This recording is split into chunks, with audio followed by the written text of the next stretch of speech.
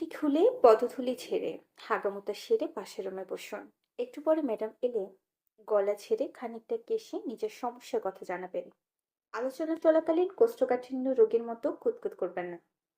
চুলকাচুলকি মোছামুছি madam একদম পছন্দ করে না। তাই এসব থেকে নিজেকে সংযত করবেন। ধন্যবাদ। অপরিচিত কারো কথা শুনে দরজা মুখে দাঁড়ানো লোকটু হতবাক হয়ে তাকিয়ে আছে। প্রথম পরিচয়ে কেউ কাউকে এভাবে বলতে পারে, তাও আবার এমন ধরনের কথা। উনার বিস্ময় মাখা মুখ দেখে নাদিমের মধ্যে হেলদোল দেখা দিল না। সে সরাসরি কথা বলতে পছন্দ করে। অপ্রিয় কথা মুখের উপর চটস করে বলার কারণে তার বাবা মাও তাকে গালি দেয়, কিন্তু অভ্যাস ছাড়তে পারে না। সে শতরূপা চৌধুরীর অ্যাসিস্ট্যান্ট হিসেবে নিয়োজিত আছেন 5 বছর ধরে। 5 বছরে কিছু সুবিধার্থে সে অনেক মানুষের সঙ্গেই মিশেছে। পরিচয় কেউ কাউকে এভাবে বলতে পারে, তাও আবার এমন ধরনের কথা। উনার বিস্ময় মাখা মুখ দেখে নাদিমের কোনো হেলদোল দেখা দিল না। সে সরাসরি কথা বলতে পছন্দ করে। অপ্রিয় কথা মুখের উপর চটাস করে বলার কারণে তার মা বাবাও তাকে গালি দেয়, কিন্তু অভ্যাস ছাড়তে পারে না। সে শতরূপা চৌধুরীর অ্যাসিস্ট্যান্ট হিসেবে নিয়োজিত আছেন 5 বছর। 5 বছরে কেসের সুবিধার্থে সে অনেক মানুষের সঙ্গে মিশেছে। ভালো মানুষের যেমন দেখা পেয়েছে, তেমনি গুটি কয়েক ছ্যাঁচড়া কপালে জুটেছে। প্রায় অনেক সময় দেখা যায় অনেকে চেম্বারে এসে অন্যের সাথে গল্প জুড়ে দেয়, যেন মাছের বাজার। কারো বাপের কত বিঘা সম্পত্তি ছিল, বর্তমানে কত আছে, কার ভাতিজা ডাক্তার, কোন মহিলা ননদের স্বামীর সঙ্গে ভেগে গেছে, এসব গল্প জুড়ে বসে। এরপর ম্যাডাম একে একে ডেকে কেসের ব্যাপারে কথা বলা শুরু করে, তখন কথার মাঝখানে বলে বসে, ম্যাডাম, বলছিলাম যে ওয়াশরুমটা কোন দিকে। সিরিয়াস কথার মধ্যে এই কথা শুনে বিরক্তের মাত্রা তরতর করে বেড়ে যায়। এমনিতেই শতরূপা চৌধুরী সময় সচেতন মানুষ, বাড়তি কথা বলা পছন্দ করেন না উনি। ওনার মতে বাড়তি কথা কাজকর্মে ঢিলেমি বেশি করে। ওয়াশরুমের চক্করে 10 মিনিট কথাতে যদি 25 মিনিট খরচ হয় তাহলে কিভাবে হবে। সেই জন্যই কেউ এলে মুখের ওপর এসব বলে সচেতন করে দেয়, যাতে হাত না বসিয়ে পার্সোনাল কাজটা সেরে নেয়। এতে সময়ও বাঁচে, আলাপও দ্রুত হয়। অকপটে কথা বলা শুনে লোকটা আমতা আমতা করে বলছে, নাহিদ দরজা থেকে সরে শাহাদাত আঙুল দিয়ে ওয়াশরুম দেখিয়ে বলল, ওই যে, ওইদিকে ওয়াশরুম। মধ্যবয়সী লোকটা সেদিকে তাকিয়ে দৃষ্টি সরিয়ে মিনমিন করে বললেন, শতরূপা ম্যাডাম কখন আসবে? সময় মতো চলে আসবে। আপনি কাজ সেরে বসুন, ঠিক আছে। অতঃপর তিনি ভেতরে প্রবেশ করে চেয়ার টেনে বসলেন। নাদিমও তার টেবিলে কাজ করতে বসলো। সামনে অনেকের ফাইল রাখা। এই কেসগুলোর সারমর্ম শতরূপা চৌধুরীকে জানাতে হবে, তথ্য কালেক্ট করতে হবে, আবার আলাদা ফাইল তৈরি করতে হবে। গতকাল রাত থেকে যে ফাইল ধরেছে সব কয়টাই পরকীয়ার কেস। পরকীয়ার প্যাচে পড়ে ডিভোর্স যেন দুধ ভাত। নাদিম টাইপ করতে করতে মধ্যবয়সী লোকটার দিকে একবার তাকালো। দেখে মনে হচ্ছে ভদ্র গোছের ভদ্র মানুষ। বাকিদের মতো ফিসফাস না করে চুপটি মোড়ে মেঝের দিকে তাকিয়ে আছেন, গভীর ভাবনায় বিভোর। নাদিম কি মনে করে হাতের কাজ থামিয়ে ওনাকে ডাকলো। ডাকটা শুনে উনি ভদ্রতা বজায় রেখে নাদিমের সামনে চেয়ারে বসলো। নাদিম হাঁক ছেড়ে কদর নাড়ে একটা ছেলেকে ডেকে 2 কাপ চা দিতে বলে ওনাকে বলল, কোথা থেকে এসেছেন? মাদারীপুর থেকে। অনেক দূর। হুম। গতকাল রাতে বাড়ি থেকে বের হয়ে এখন পৌঁছালাম। আসলে বাবা, ধৈর্য আর কুলায় না। বলে আসতে বাধ্য হয়েছি। কেন, কি সমস্যা? মেয়ে জামাই খুব অত্যাচার করে, কথায় কথায় আমার গায়ে হাত তুলে। আমার জায়গায় জমি তার নামে লিখে দিতে বলে। মেয়ে প্রতিবাদ করায় পরশুদিন সে আমার গিন্নির হাত পুড়িয়ে দিয়েছে। আপনার ছেলে মেয়ে কয়জন কাকা? ওই গোলামের পুতের নামে কেস করেছিলেন? একটাই মেয়ে আমার। সঙ্গে তো সে পালিয়ে বিয়ে করেছিল। গিয়ে দেখে ছেলের ঘরবাড়ি কিছু নাই। ছেলে বস্তির টোকায়। বস্তিতে এক আত্মীয়র বাসায় থাকে। পরে সবকিছু জানাজানির পর আমার বাড়িতে উঠেছিল। আমারও একটাই আদরের মাইয়া। কষ্ট দেখতে না পেরে আমিও সুযোগ দিয়েছিলাম। ভেবেছিলাম ছেলের মতো তাকে সঙ্গে নিয়ে বেড়াবো, কাজ জোগাড় করে দেব। সরল মনে এসব ভেবে ঘরে তুলেছিলাম। এখন মেয়ে জামাই আমাকে বাড়ি ছাড়তে বলে, দুর্ব্যবহার করে। আপনি কি করেন কাকা? নাম কি আপনার? আমার নাম খালেক ব্যাপারী। আমি বেসরকারি একটা স্কুলে শিক্ষকতা করতাম। গত বছর অবসর নিয়েছি। ও, তা এখন কি করতে চাচ্ছেন? আমাকে শায়ন বাবা পাঠিয়েছে। ম্যাডামের সঙ্গে নাকি কথাও হয়েছে। এখন ম্যাডাম আমাকে যা বলবে, যেভাবে বলবে আমি সেভাবেই ব্যবস্থা নিব। কোন শায়ন? ম্যাডামের বড় ভাইয়ের ছেলে শাহরিয়ার চৌধুরী শায়ন? জি। ওনাদের এই কথোপকথনের মাঝে গাড়ির হর্ন শোনা গেল। শতরূপা চলে এসেছে দেখে নাদিম বের হলো। সে বিনয়ীভাবে সালাম দেওয়ার আগেই বাইরে অনেক মানুষের কথা শুনতে পেল। দু একটা বাংলা গালিও কানে এসে বিঁধল। শতরূপা নিজের চেম্বারে চলে গেলে নাদিম কৌতূহলবশত মূল ফটকের দিকে তাকালো। তারাই দারোয়ানের কাছ থেকে জানতে চাইলো ঘটনা কি। দারোয়ান জানালো এক প্রতিবেশী আর এক প্রতিবেশীর বাড়ির সামনে মাছের নাড়ি ভুড়ি গোবর পচা ডিম ছুঁড়ে মারে। এসবের কারণে এই বাড়ির দুই বুড়ি দুইজন দুজনের ঘনিষ্ঠ বান্ধবী। তারপর হয়েছে যা, কোনো কিছু নিয়ে টুকিটাকি হলেই তারা একে অপরের বাড়িতে নেস্তি জিনিসপত্র ছড়াছড়ি করে। আবার কেউ কাউকে ছাড়া থাকতেও পারে না, তাদের ঝগড়া দেখে ঝগড়া থামাতে গেলে রেগে যায় তারা। একথা শুনে নাদিম কোনো প্রতিক্রিয়া দেখালো না, মনে মনে দোয়া করলো এমন ঠ্যাঙ্গামারা বন্ধুত্বগুলো আজীবন বেঁচে থাকুক। দুপুরের পর শীতল ঘুম থেকে উঠেছে, খিদার চোটে এখন চোখ ঝাপসা দেখছে। কোনো মতে গোসল সেরে দৌড়ে নিচে নেমে এসেছে সে। কোনো কথা না বলে রান্নাঘর থেকে খাবার নিয়ে ঝটপট খেতে বসলো। প্রথম লোকমা মুখে পুরে চিবোতেই বাইরে থেকে শুদ্ধ এলো। লাট সাহেব বসলো সিঙ্গেল সোফায়। বড় মা পানির গ্লাস এগিয়ে দিলে ঠক ঠক করে গিলে সোফার গা এলিয়ে দিল, যেন যুদ্ধ জয় করে কেবলই ফিরেছে। সেন্টার টেবিলের উপরে রাখা ব্যাগ খুলতে খুলতে সিতারা চৌধুরী শুধালেন, সব এনেছিস বাপ? বাদ পড়েনি তো কিছু? দেখে আগে, কিছু বাদ পড়লে জানো, এনে দেওয়া যাবে। ওরা কখন আসবে জানিয়েছে কিছু? সন্ধ্যার পরপরই চলে আসবে। আচ্ছা। এভাবে তিন গিন্নি আর শুদ্ধের মধ্যে টুকটাক কথাবার্তা চলছিল। শারাফাত ও শাওন চৌধুরী অফিসে, শাম্মসিজনকে দুপুরে খাইয়ে জোর করে ঘুম পাড়িয়েছেন সিরাত। তখন সিমিন আর শখকে নামতে দেখা গেল। কি নিয়ে কথা বলতে বলতে নামছে তারা। সিমিন শখকে নিয়ে ড্রয়িং রুমে পা রাখতেই শুদ্ধ শখকে বসতে ইশারা করলো। শখ মা চাচিদের মুখের দিকে একবার তাকিয়ে ধীরে সুস্থে বসলো, তবে মুখ চুপসে আছে তার। বুঝতে বাকি রইল না শুধু সিরিয়াস কিছু বলবে তাকে, জরুরি কিছু বলার থাকলে সে এভাবেই ডেকে পাঠায়।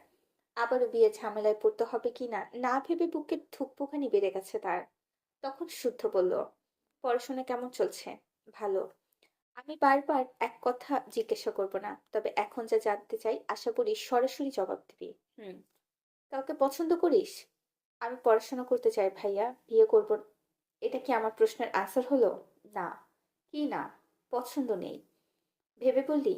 পরে অন্য গান গাইতে যেন না শুনি। এখনো সময় আছে, ভেবে জানা। তেমন কেউ নেই। সন্ধ্যার পর গেস্ট হাউসে রেডি থাকিস, এঙ্গেজমেন্ট করা থাক। 1.5 বছর পর আহনাফ ফিরলে বিয়ে সম্পূর্ণ করা হবে। আহনাফের কথা শুনে শখ দৃষ্টি তুলে এক পলক ভাইয়ের দিকে তাকালো। কিন্তু এখন বিয়ে করতে চায় না সে। বিয়ের পর বেশিরভাগ মেয়েরই স্বপ্ন জলাঞ্জলি দিতে হয়। ছোট থেকে তার স্বপ্ন ডাক্তার হওয়া। এতদিন সে সেভাবেই নিজেকে গড়ে তুলেছে। এমনকি এক ছেলে পেছনে থাকায় সে মিথ্যে কথা বলেছিল যে তার বফ আছে। শীতলের সামনে কথাটা বলায় বাড়ির সবার কাছে সে কথা পৌঁছে গেছে। সবাই ভাবে তার পছন্দ আছে, কিন্তু তেমন কিছুই না। এই অবধি অনেক ছেলে তাকে প্রস্তাব দিয়েছে, কিন্তু কেন জানি কারো প্রতি অনুভূতি জাগেনি। মনে হয়নি মানুষটা একান্তই নিজের মানুষ, আরাধনার মানুষ। শখ আর একটা কথাও বলল না, চুপ করে বসে রইল। তখন সিরাত তার কাঁধে হাত রেখে বললেন, ছেলেটা খুব ভালো, আমাদের সবার বেশ পছন্দ। তোরা খুব ভালো থাকবি। মোট কথা, তোরা পড়াশোনা নিয়ে আহনাফ কিন্তু আবার তার পরিবারে কারো কোনো সমস্যা নেই। বরং তুই চাইলে তোকে দেশের বাইরে থেকে ডাক্তারি পড়া কমপ্লিট করাবে। বড় ভাইয়া বাসায় আসেনি? না। তবে আহনাফ নাকি শায়নের কাছে আগে প্রস্তাব দিয়েছিল। শায়ন তোর বাবাকে জানিয়েছে। তোর বাবা ছেলে ও তার পরিবারের খোঁজ খবর নিয়েছে, শুদ্ধও চিনে। সেও বলেছে ছেলেটা অমায়িক। তারপর আহনাফের বাবা একদিন তোর বাবার অফিসে গিয়ে আবারও প্রস্তাব রাখে। আহনাফ নাকি আবার চলে যাবে, যাওয়ার আগে কিছু করে যেতে চায়। এরপর ভেবেচিন্তে দুই পরিবার এঙ্গেজমেন্ট করিয়ে রাখার সিদ্ধান্ত নেই। এভাবে টুকটাক কথা হচ্ছিল শখকে নিয়ে। রোজই হয়, তাই সেদিন না তাকিয়ে শীতল খাওয়াতে মন দিয়েছে। পছন্দের ডিশ পেয়ে অন্যদিকে তাকানোর সময় নেই, কিন্তু আহনাফ নামটা কর্ণকুহরে পৌঁছাতেই মাথা তুলে তাকালো। এঙ্গেজমেন্টের কথা শুনে খাবারের প্লেট নিয়ে গেল সবার কাছে। শুধু পাশের সোফায় থপ করে বসে গদগদ করে বলল, আপু তো দুজনকে যা লাগবে না, পুরোটাই রাত ছোট। শখ লজ্জায় মুখ কাচুমাচু করে বাহাবা দেখিয়ে উঠে গেল। ব্যাগ হাতে সিতারা সিমিন গেলেন রান্নাঘরে থেকে। শুদ্ধ ফোন স্ক্রল করছে দেখে শীতল বলল, ভাইয়া বাজারে গিয়েছিলেন? হুম। আমার জন্য রসমালাই এনেছেন? না। কেন? জানেন না আমি রসমালাই কত পছন্দ করি? তা জন্য আমি কি করব? তোকে দেখতে আসছে যে ঘটা করে তোর জন্য হাবিজাবি আনতে হবে? এক বোনের জন্য আর এক বোনকে অবহেলা করতে পারেন না, এটা অন্যায়। আমাকে রসমালাই এনে দিন। তোর বাপের চাকর? তুই রোজ রসমালাই গেলানোর জন্য আমায় টাকা দেয় তোর বড় আপু? নাকি তুই আমার মালকিন যে যা বলবি আমাকে তাই শুনতে হবে? কোনোটাই না। তাহলে ভাগ এখান থেকে। এ কথা শুনে শীতল মুখ ভোঁতা করে সেখান থেকে উঠে রান্নাঘরে গেল।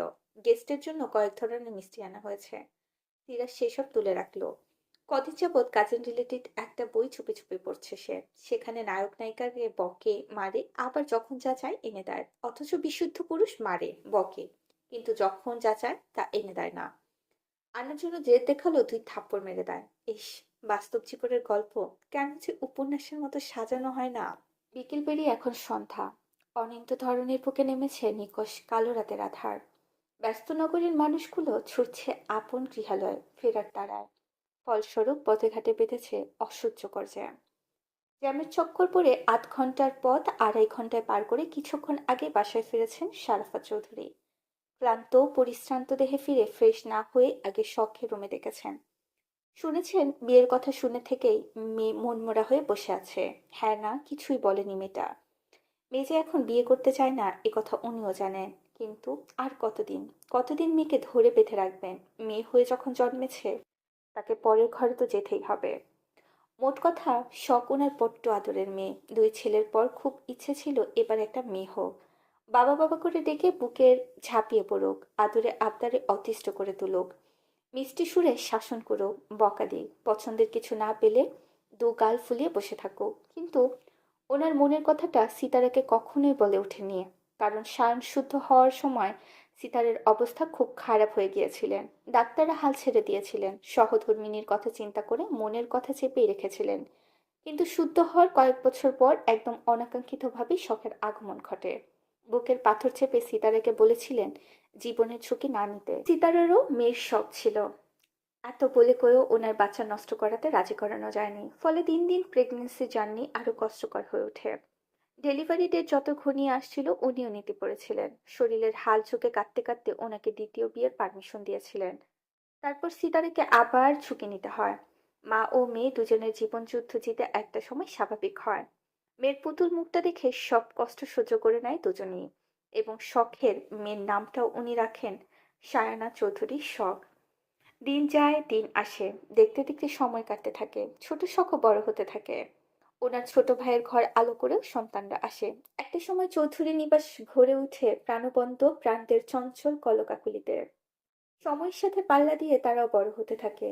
একটা কথা না বললেই নয়, উনি বাবা হওয়ার অভিজ্ঞতা থেকে এটা বুঝেছেন ছেলেরা যদি হয় বাবার শক্তি, মেয়েরা হয় মায়া। কলিজার এক অংশে থাকে মেয়েরা। মেয়েদের মুখ জুড়ে থাকে জান্নাতি সুখ, তাই বাবারা চুপ করে সয়ে যায় এক পৃথিবী সমান দুঃখ।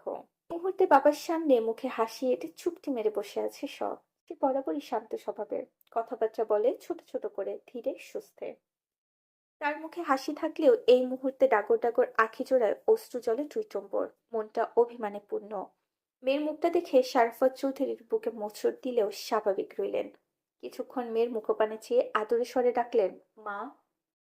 বাবার স্নেহমাখা ডাক শুনে শখের চোখ থেকে জল গড়িয়ে গেল। বাবার বুকে ঝাঁপিয়ে পড়ে খুব করে কাঁদতে ইচ্ছে করলো। কিন্তু এই কাজ কি আর সাজে? বড় হয়েছে এখন, হবু ডাক্তারও। এত আবেগী হলে তো চলে না। তবে এত চেষ্টা করেও কোনো মতে চোখের জল আটকাতে পারল না সে। গড় গড়িয়ে গাল বেয়ে জল গড়াতেই থাকলো। কিছু বলবে, গলা যেন চেপে ধরেছে কেউ। রুম জুড়ে পিনপতন নীরবতা। বাবা ও মেয়ে দুজনই চুপ, কেউ যেন কথা খুঁজে পাচ্ছে না। চাপা কষ্টে শব্দের জোড়াতালি দিতে ব্যর্থ বাবা ও মেয়ে। বুকে জমা অভিমান থেকে শখের হঠাৎ বলতে ইচ্ছে করলো, আমি কি খুব বেশি খাচ্ছি বাবা?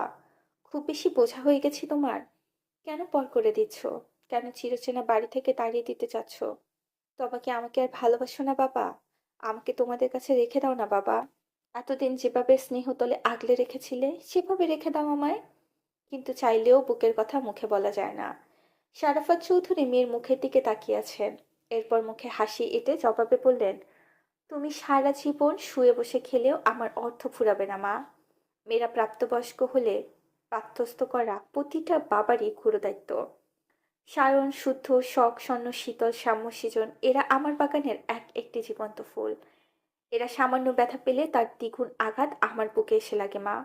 সেই আমি কিভাবে পর করব তোমাকে? পর করে আমি নিজে ভালো থাকবো? তোমরা আছো বলেই তো আমার পৃথিবীটা এত সুন্দর। আহনাফ ছেলেটা ভালো। সে নিজে এসে আমার কাছে তোমার হাতটা চেয়েছে। তোমার ভাইরা, চাচ্চু ছেলেটার খোঁজ খবর নিয়ে খারাপ রিপোর্ট আনতে পারেনি। আমরা সবাই চাই তুমি ভালো থাকো। আমার বিশ্বাস ছেলেটা তোমায় সুখে রাখবে, খুব ভালো রাখবে। রাজি হয়ে যাও মা। শখ ফুপিয়ে কাঁদতে লাগলো। মেয়েকে কাঁদতে দেখে উনি মেয়ের মাথায় হাত বুলিয়ে অনেক কথা বুঝিয়েছেন। সব এবারও বাবার কথা নিশ্চুপ হয়ে শুনেছেন। বাবার মুখ দেখে বুঝেছেন এই বিয়েটা হলে বাবা খুশি হবে। মা চাচিরা সহ বড় ভাই বোনরাও খুব খুশি।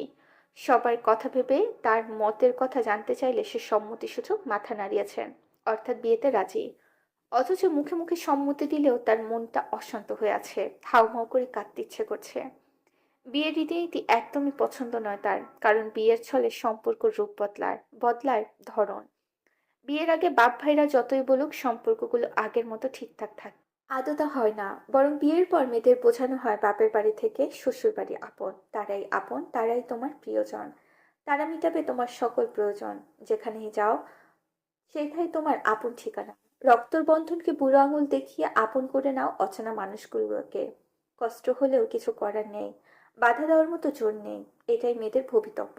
মানতেই হবে, যেতেই হবে শ্বশুর বাড়ি। এখন বাপের বাড়ির মেহমান তুমি। পেলে পুষে বিয়ে দেওয়ার পর বাপের বাড়ি থাকার সময় ফুরিয়েছে তোমার। অন্যের ঘরের ধরনী তুমি, প্রদীপ হয়ে আলোকিত করো অন্যের জীবন। অন্যের সংসারে পুরনো সব মায়া ছেড়ে আঁকড়ে ধরো নতুন মাকে। সেই মায়াতেই বেঁধে রাখো সংসারের প্রত্যেকটি সদস্যকে। তবেই না হবে তোমার নারী জীবন সার্থক। স্বর্ণ ল্যাপটপে কাজ করছে, বিছানায় হেডফোনে হেলান দিয়ে মনোযোগ সহকারে কি যেন করছে। তাকে মনোযোগ দেখে শীতল টাকা নেওয়ার ধান্দায় দু একবার খোঁচালেও কাজের কাজ কিছুই হলো না, তাই বকতে বকতে নিচে চলে গেল।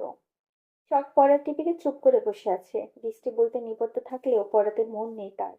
মস্তিষ্কে নানান রকমের ভাবনা, মুখ শুকিয়ে চুপসে গেছে। কিছুক্ষণ আগে আহমেদ ফোন করেছিল তাকে। বিয়েতে সম্মতি দিয়েছে শুনে ছেলেটা খুব খুশি। মাত্র অতিরিক্ত খুশিতে কথা বেরোচ্ছিল না মুখ দিয়ে।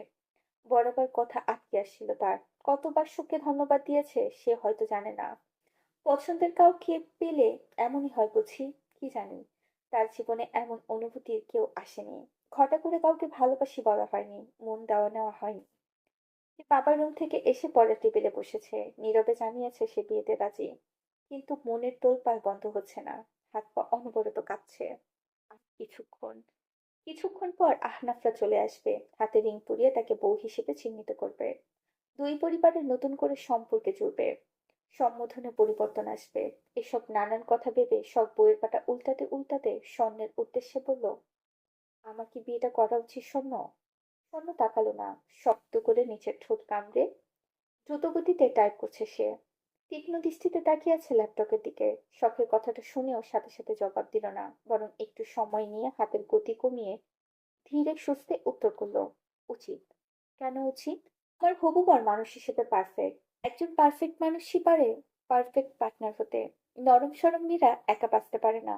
বাঁচতে চাইলে পৃথিবীর নিষ্ঠুর মানুষরা তাদের বাঁচতে দেয় না। হয় নারী ঘোররা কলঙ্কের কালি লেপটে দেয়, নয়তো খুবলে নেয় পৃথিবী থেকে বিতাড়িত করে। এই জন্য মেয়েদের নিরাপদ আশ্রয় দরকার, ছায়া দরকার। মন ভরে কাঁদার জন্য হলে বিশ্বস্ত বুক দরকার। ভাই নিঃসন্দেহে ভালো মানুষ। তাকে নিয়ে সংশয় রেখো না, বরং মেনে নাও। ভুলে যেও না শুদ্ধ সায়ন ভাইয়ের কলিজা।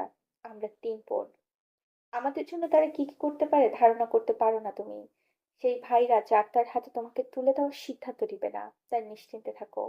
নিশ্চয়ই আহনাফ ভাইয়ের মাঝে বিশেষ বিশেষত্ব আছে বলেই তারা তার সাথে তোমার বিয়ের কথা ভেবেছে। স্বর্ণের স্পষ্ট ভাষায় স্পষ্ট কথাগুলো শুনে শখ সত্যি সত্যি অহেতুক চিন্তা বাদ দিল। তাই তো, মাথার উপর বড় ভাইরা থাকতে এত ভয় কিসের? তার ভাইরা তো আর 5টা ভাইয়ের মতো না। এসব ভেবে সে মন মরা হয়ে বসে থাকলো না, বরং উঠে নিচে গেল। তাকে যেতে দেখে স্বর্ণ কেবলই তাকিয়ে রইল। বাড়ির মূল ফটক দিয়ে আইসক্রিম খেতে খেতে হাঁটতে হাঁটতে আসছে সাম্য সৃজন আর শীতল। শাওন চৌধুরী বের হতে দেখে 3জন ধরেছিল আইসক্রিম কিনে দেওয়ার জন্য। উনি ওদেরকে আইসক্রিম কিনে দিয়ে বাড়ির গেটে নামিয়ে গাড়ি নিয়ে চলে গেছে। ওরা আইসক্রিম খেতে খেতে বাড়িতে প্রবেশ করলো। ইতিমধ্যে ওরাও জেনে সে শখকে আজ দেখতে আসবে। কিছুদিন পর তার বিয়ে হবে, তারপর শখ তাদের ছেড়ে শ্বশুরবাড়ি চলে যাবে। আপু চলে যাবে ভেবে কষ্ট লাগলেও সুদর্শন দুলাভাই পাবে ভেবে ভীষণ খুশি তারা। আহনাফকে পছন্দ হয়েছে কিনা? ড্রয়িং রুমে শারাফাত চৌধুরী, সায়ন সহ বাড়ির 3 গিন্নি এসে বসেছে। বড়দের হাতে চায়ের কাপ। আহনাফরা নাকি লম্বা জ্যাম আটকে গেছে, একটু আগে ফোন করে তাই জানিয়েছেন। শারাফাত চৌধুরী ফিরে আগে 1 কাপ চা পান করলেন, নয়তো উনার মাথা ভার হয়ে থাকে। শারাফাত চৌধুরীর জন্য শুধু চা না বানিয়ে সিতারা সবার জন্য বানিয়েছেন। প্রতি সন্ধ্যায় 3 জায়ের চা না হলে চলেই না। আহনাদের আসতে দেরি হবে। এই ফাঁকে বাড়ির সকলেই এক দফা চা আড্ডাও হয়ে যাবে। শখকে দেখে তার হাতে কাপ ধরিয়ে দিয়েছে সিমি। কথাবার্তা বলে মেয়েটাকে সহজ করার চেষ্টা করছে তারা। এদিন তাদের জীবনেও তো এসেছিল, বিধায় তারাও জানে এই মুহূর্তের কথা। তখন বাড়ির তিনটে বিচ্ছু হৈ হৈ করতে করতে ড্রয়িং রুমে এলো। নিজেদের আইসক্রিম ভাগাভাগি করে নিল। সবার জন্য আনা হলেও আইসক্রিম। যার চারটা তাকে বুঝিয়ে দেওয়া হলো। বাটি আইসক্রিম বাটি থেকে এক বাটি আইসক্রিম নিয়ে সিজন নিয়ে শুদ্ধর কাছে পাঠিয়ে দিল সিরাত। শান চায়ের কাপ রেখে ভাই বোনদের থেকে এক কামড় করে খাবেই। নিজে না দিলে সে জোর করে খাবে। অগত্যা বাধ্য হয়ে দিতেই হলো। শাম্মু হঠাৎ আইসক্রিম খাওয়া থামিয়ে কিছু ভাবতে বসেছে। ভাবার পর্বে সমাপ্তি টেনে সে উঠে সারাফাত চৌধুরীর পাশে বসলো। তারপর চিন্তিত সুরে বলল, বড় আপু, শখ আপুকে অচেনা কারো কাছে বিয়ে দিও না। এই কথা শুনে সবার দৃষ্টি পড়ল শাম্মুর দিকে। সবাইকে তাকাতে দেখে শাম্মু ভয় পেল না, ভড়কালো না। সে ছোট থেকেই এমন, যখন যা বলতে চাইবে পুরো কথাটা শেষ করেই থামবে। আর অপর মানুষটা বাধ্য হবে তার কথা শুনতে। হঠাৎ এমন কথা বলায় সারাফাত চৌধুরী শুধালেন, কেন বাবা, দিলে কি হবে? আমরা তো আপুর শ্বশুর বাড়িতে থাকবো না। ওরা যদি আপুকে মারে বকে? ছোট ভাইয়ার চিন্তা বড় বোনের সেফটি নিয়ে। আহা, কি মধুর সম্পর্ক। কিন্তু শখ হাসিটা মিলিয়ে গেল। পুনরায় তার চোখের কোণে অশ্রু চলে গেল। বুঝে ওঠার আগে গাল বেয়ে অশ্রু ফোঁটা গড়িয়ে গেল। শায়ন সেটা খেয়াল করে এবারে জবাবটা সেই দিল। আমরা চার ভাই আছি কি করতে? আমাদের বোনদের মারবে এতই সোজা? শুধু মেরেই দেখুক না, ওদের ছাপার নকশা চেঞ্জ করে দেব। তা না হয় দেব, কিন্তু আবার কিন্তু কেন? তিন আপুকে বাইরে বিয়ে না দিয়ে অন্য একটা কাজ করি। আমি শখ আপুকে বিয়ে করি, তুমি স্বর্ণ আপুকে বিয়ে করো, শুদ্ধ ভাইয়া শীতল আপুকে বিয়ে করো। তাহলে আপুরা এই বাড়িতেই থাকবে।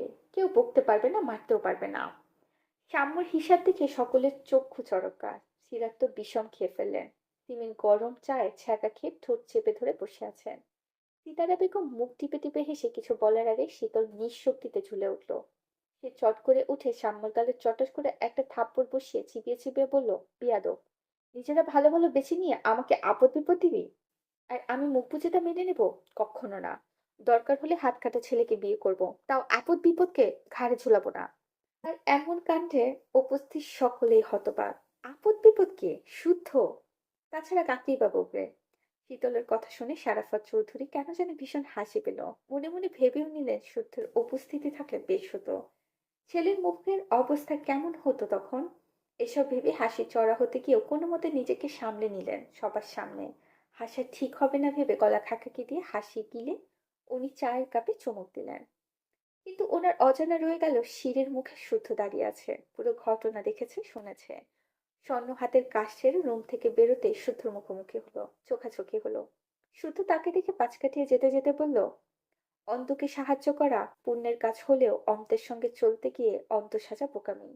যা করছিস শাহাদত চৌধুরী জানলে মঙ্গলজনক কিছু হবে না। তাই ফার্স্ট অ্যান্ড লাস্ট ওয়ার্নিং দিলাম। বাকিটা তোদের ইচ্ছা। স্বর্ণ শুনলো, তবে পেছনে ফিরে তাকালো না। আর না কোনো জবাব দিল। শুদ্ধ যেতে যেতে যা বলার বলে রুমে ঢুকে গেল। সব দেখে সব বুঝে, তবে কাউকে কিছু বলে না।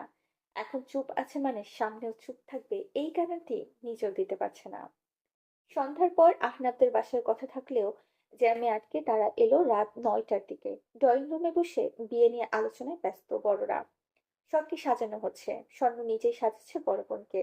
আহনাব বাবা মা আর বোনের পাশে বসে উৎসুক উৎসুক করছে তখন থেকে। বারবার তাকাচ্ছে সিঁড়ির দিকে, নয়তো সময় দেখছে। অপেক্ষার প্রহর এত দীর্ঘ কেন? আসছে না কেন মেয়েটা? এত সময় লাগে, এত সাজা লাগে। আজকে বিয়ে। তার মিষ্টি মুখটা দেখার জন্য বুকের ভেতর যে ছটফট করছে মেয়েটা কি জানে না, বুঝে না, নাকি তাকে বউ করার শাস্তি দিচ্ছে এভাবে? আহনাফের উৎসুক ভাবটা শীতল এসে অব্দি খেয়াল করছে। সে হাসছে মিটিমিটি। আহা, কি ভালোবাসা। কি ভেবে শীতল দৌড়ে গিয়ে সিমেনের ফোন এনে চুপি চুপি বেশ কটা আহনাফের ছবি তুললো। সবাইকে দেখাতে হবে তার দুলাভাই কত সুদর্শন। তাছাড়া এই ছবিগুলো দেখিয়ে শখের থেকে টাকা হাতাবে সে। মনে মনে শয়তানি বুদ্ধি এঁটে সে ড্রয়িং রুমের এক কোণে দাঁড়ালো। বড়রা কথা বলছে দেখে শুদ্ধ আস্তে করে উঠে অদূরে দাঁড়ানো শীতলের পাশে এসে দাঁড়ালো। তারপর নিচু কণ্ঠে বলল, রুমে যা শীতল। কেন? আমি বলেছি তাই। আপনি বললেই শুনতে হবে? আপনি কি আমার বাচ্চা? আমি তো কি জান পরে বুঝাচ্ছি। আপাতত হাঁটা ধর। না, থাকবো এখানে। আপুর সঙ্গে আমারও একটা হিল্লে হয়ে যায়। আপনার অত্যাচার সহ্য হয় না আর। চালাকাঠটা বোধ হয় সোফার নিচে রেখেছিলাম, তাই না রে? আবারও চালাকাঠ? ইস, প্রচুর লাগে। বাড়ির কথা উঠছে মানে বিশুদ্ধ পুরুষ কোনো কারণে রেগে আছে। তর্ক করলে সত্যি সত্যি মেরে দিতে পারে। তাই সে বোকা বোকা হেসে বলল, ইয়ে মানে মেলা পড়া বাকি আছে, জায়গা। কথা বলে শীতল সামনের সেন্টার টেবিলের ওপর থাকা শুদ্ধের ফোন ওড়নার তলায় লুকিয়ে সিঁড়ির দিকে পা বাড়ালো। ফোনের লক জানে সে। কিছুক্ষণ আগে আর চোখে দেখেছে।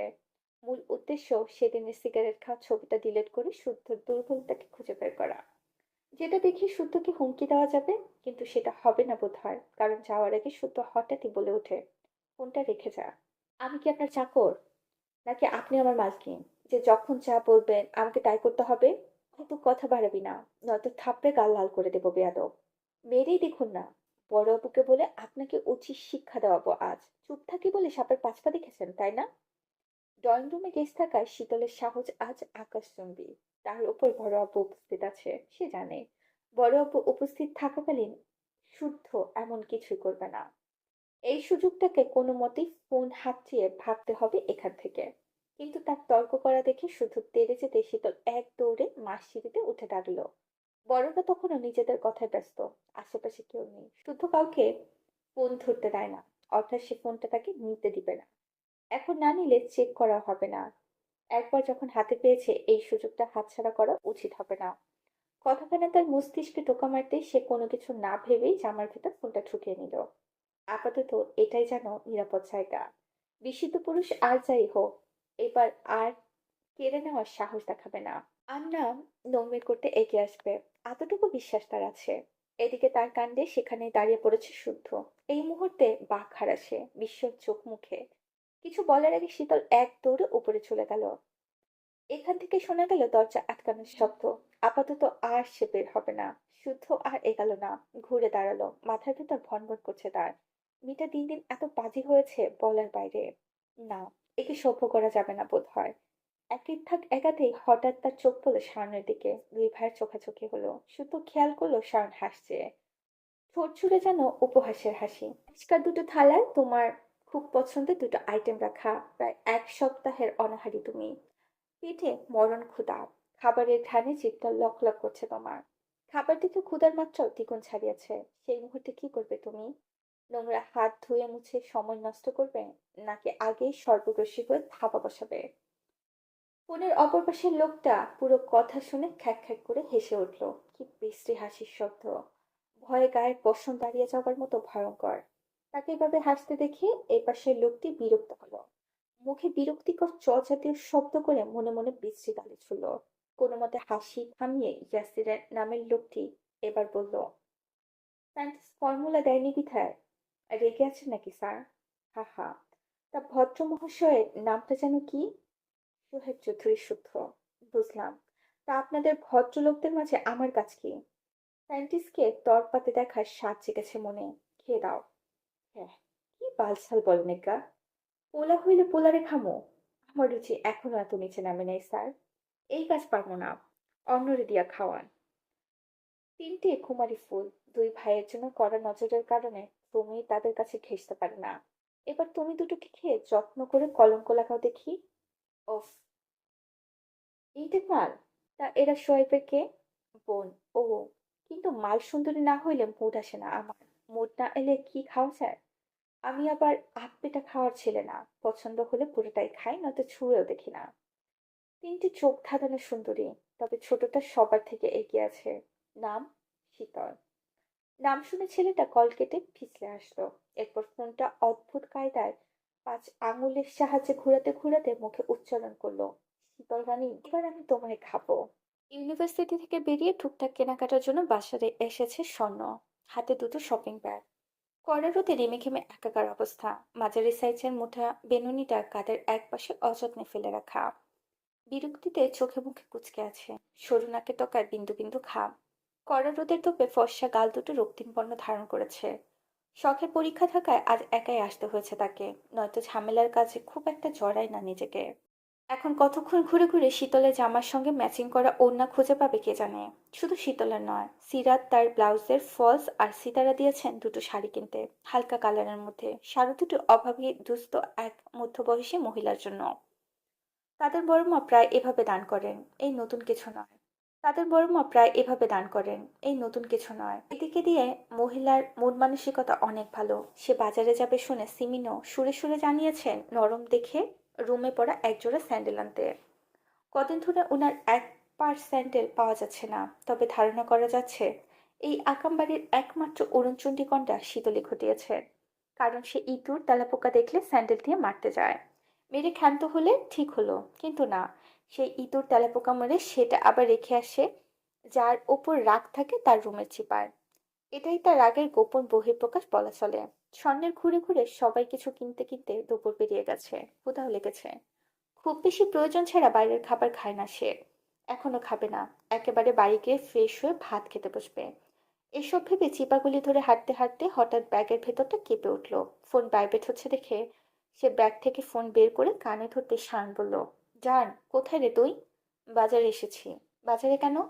কাপড় চোপড় কেনা ছিল। কেনা শেষ নাকি বাকি আছে? প্রায় শেষ। আসবো আমি, প্রয়োজন ছাড়া আসার দরকার নেই।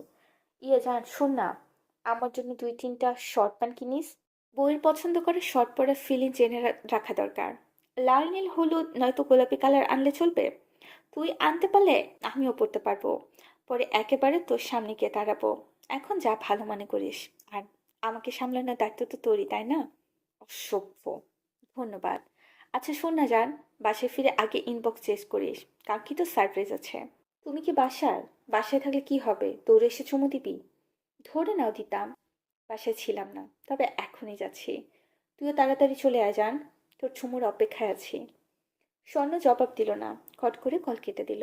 নয়তো এই বাজে ছেলে কথা বাড়াতেই থাকবে। সে হাতের ব্যাগগুলো ধরে সামনে এগাতেই দৃষ্টি পড়ল একটি শাড়ির দিকে। ভীষণ সুন্দর শাড়িটি। কালো রঙের শাড়িটি গোল্ডেনের পাড়। মেয়ে হলেও তার কেন জানি কেনাকাটা সাজগোজ খুব একটা পছন্দ না। যতটুকু না করলেই নয় ততটুকু করে।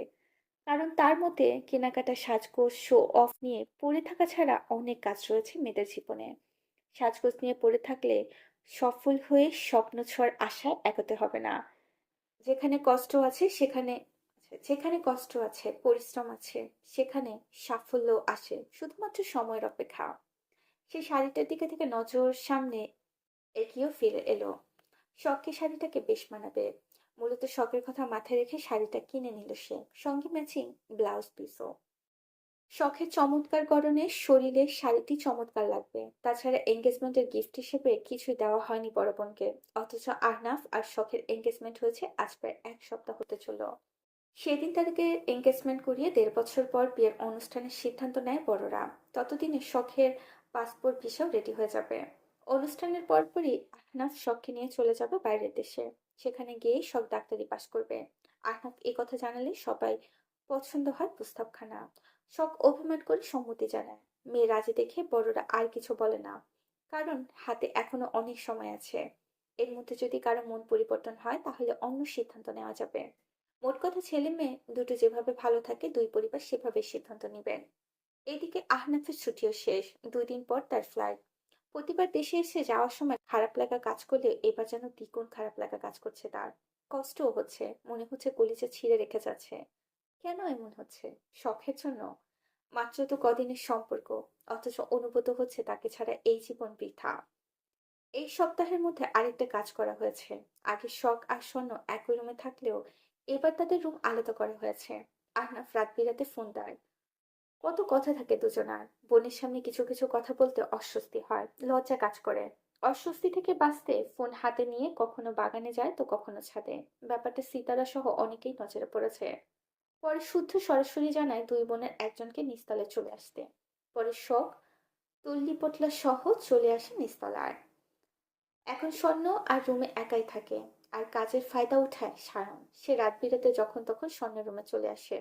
তারপর লাট সাহেব হয়ে আদেশের ফোয়ারা ছুড়ে, এই যান, পা জোড়া টিপে দে, মাথা টিপে দে, খেতে দে, আরো কত কি। কতবার বলেছে এইভাবে যখন তখন রুমে না আসতে, কিন্তু তার কথা শুনলে তো বারণ করলে উল্টো জেদ করে আসে। নিত্যদিনের নানান ঘটনায় ভাবতে ভাবতে শীতলের নাম্বার থেকে ফোন এলো। কল রিসিভ করে ফোন কানে ধরতেই শোনা গেল তার চঞ্চল কণ্ঠস্বর। এই আপু, আমার ওড়না পেয়েছো? না, খুঁজছি। আচ্ছা সুজো। আপু আমার জন্য একটা শাড়ি এনো প্লিজ। শাড়ি কি করবি? পরবো। আমি বাবাকে বলেছি, বাবা এক্ষুনি তোমাকে বিকাশ করে দেবে। আমি একটা শাড়ির ছবি পাঠাচ্ছি, দেখ এই ধরনের নিবি কিনা। দাও। শখের জন্য নেওয়া শাড়িটা শীতলকে দেখাতেই শীতল লাফিয়ে উঠলো। ভীষণ পছন্দ হয়েছে তার। আবদার ছুড়ে বসলো তিন বোনের জন্য একই রকম শাড়ি কিনতে। তিন বই একই রকম শাড়ি পরে একসাথে ছবি তুলবে।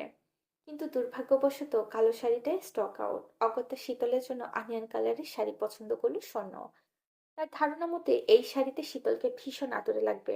বোনের কথা শুনে শীতল লজ্জা পেল। আবার বায়না ধরলো শাড়ির সাথে পরার জন্য চুড়ি টিপ ম্যাচিং করে কিনে আনতে।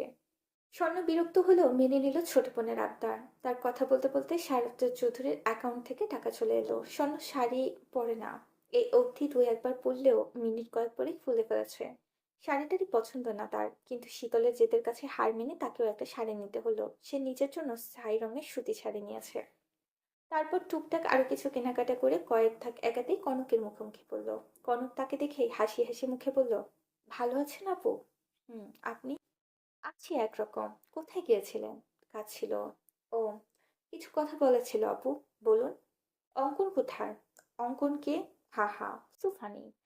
কড়া রোদে দাঁড়িয়ে ফান করতে ইচ্ছে করছে না যে আপু। অন্যদিন ফানের ফোঁয়া নিয়ে বুঝবন হয়। আজ কাজের কথা বলি। কাজ কিংবা অকাজ জানি না, সেই হিসেব করার সময়ও হাতে নেই। তবে যার কথা জিজ্ঞাসা করছেন আমি তাকে চিনি না, তাই জানিও না উনি এখন কোথায়। শায়ন ভাই তো জানে, তাহলে শায়ন ভাই থেকে জেনে নিন। আসি। এ কথা বলে স্বর্ণ আর দাঁড়ালো না। চোখ মুখ শক্ত করে হাঁটা ধরলো। তাকে যেতে দেখে কনক ঘাড় চুলকে শয়তানি হাসি এঁকে বলল, শালি একটা চিজ বটে। এ কথা বলেই হাসতে হাসতে প্রস্থান করলো সে। স্বর্ণ সিএনজি দেখে উঠে বসলো তাতে। তারপর বাসায় ফ্রেশ হয়ে গেল। ওয়াশরুম থেকে বেরোতেই আটকা পড়লো কারো বাহু ডোরে।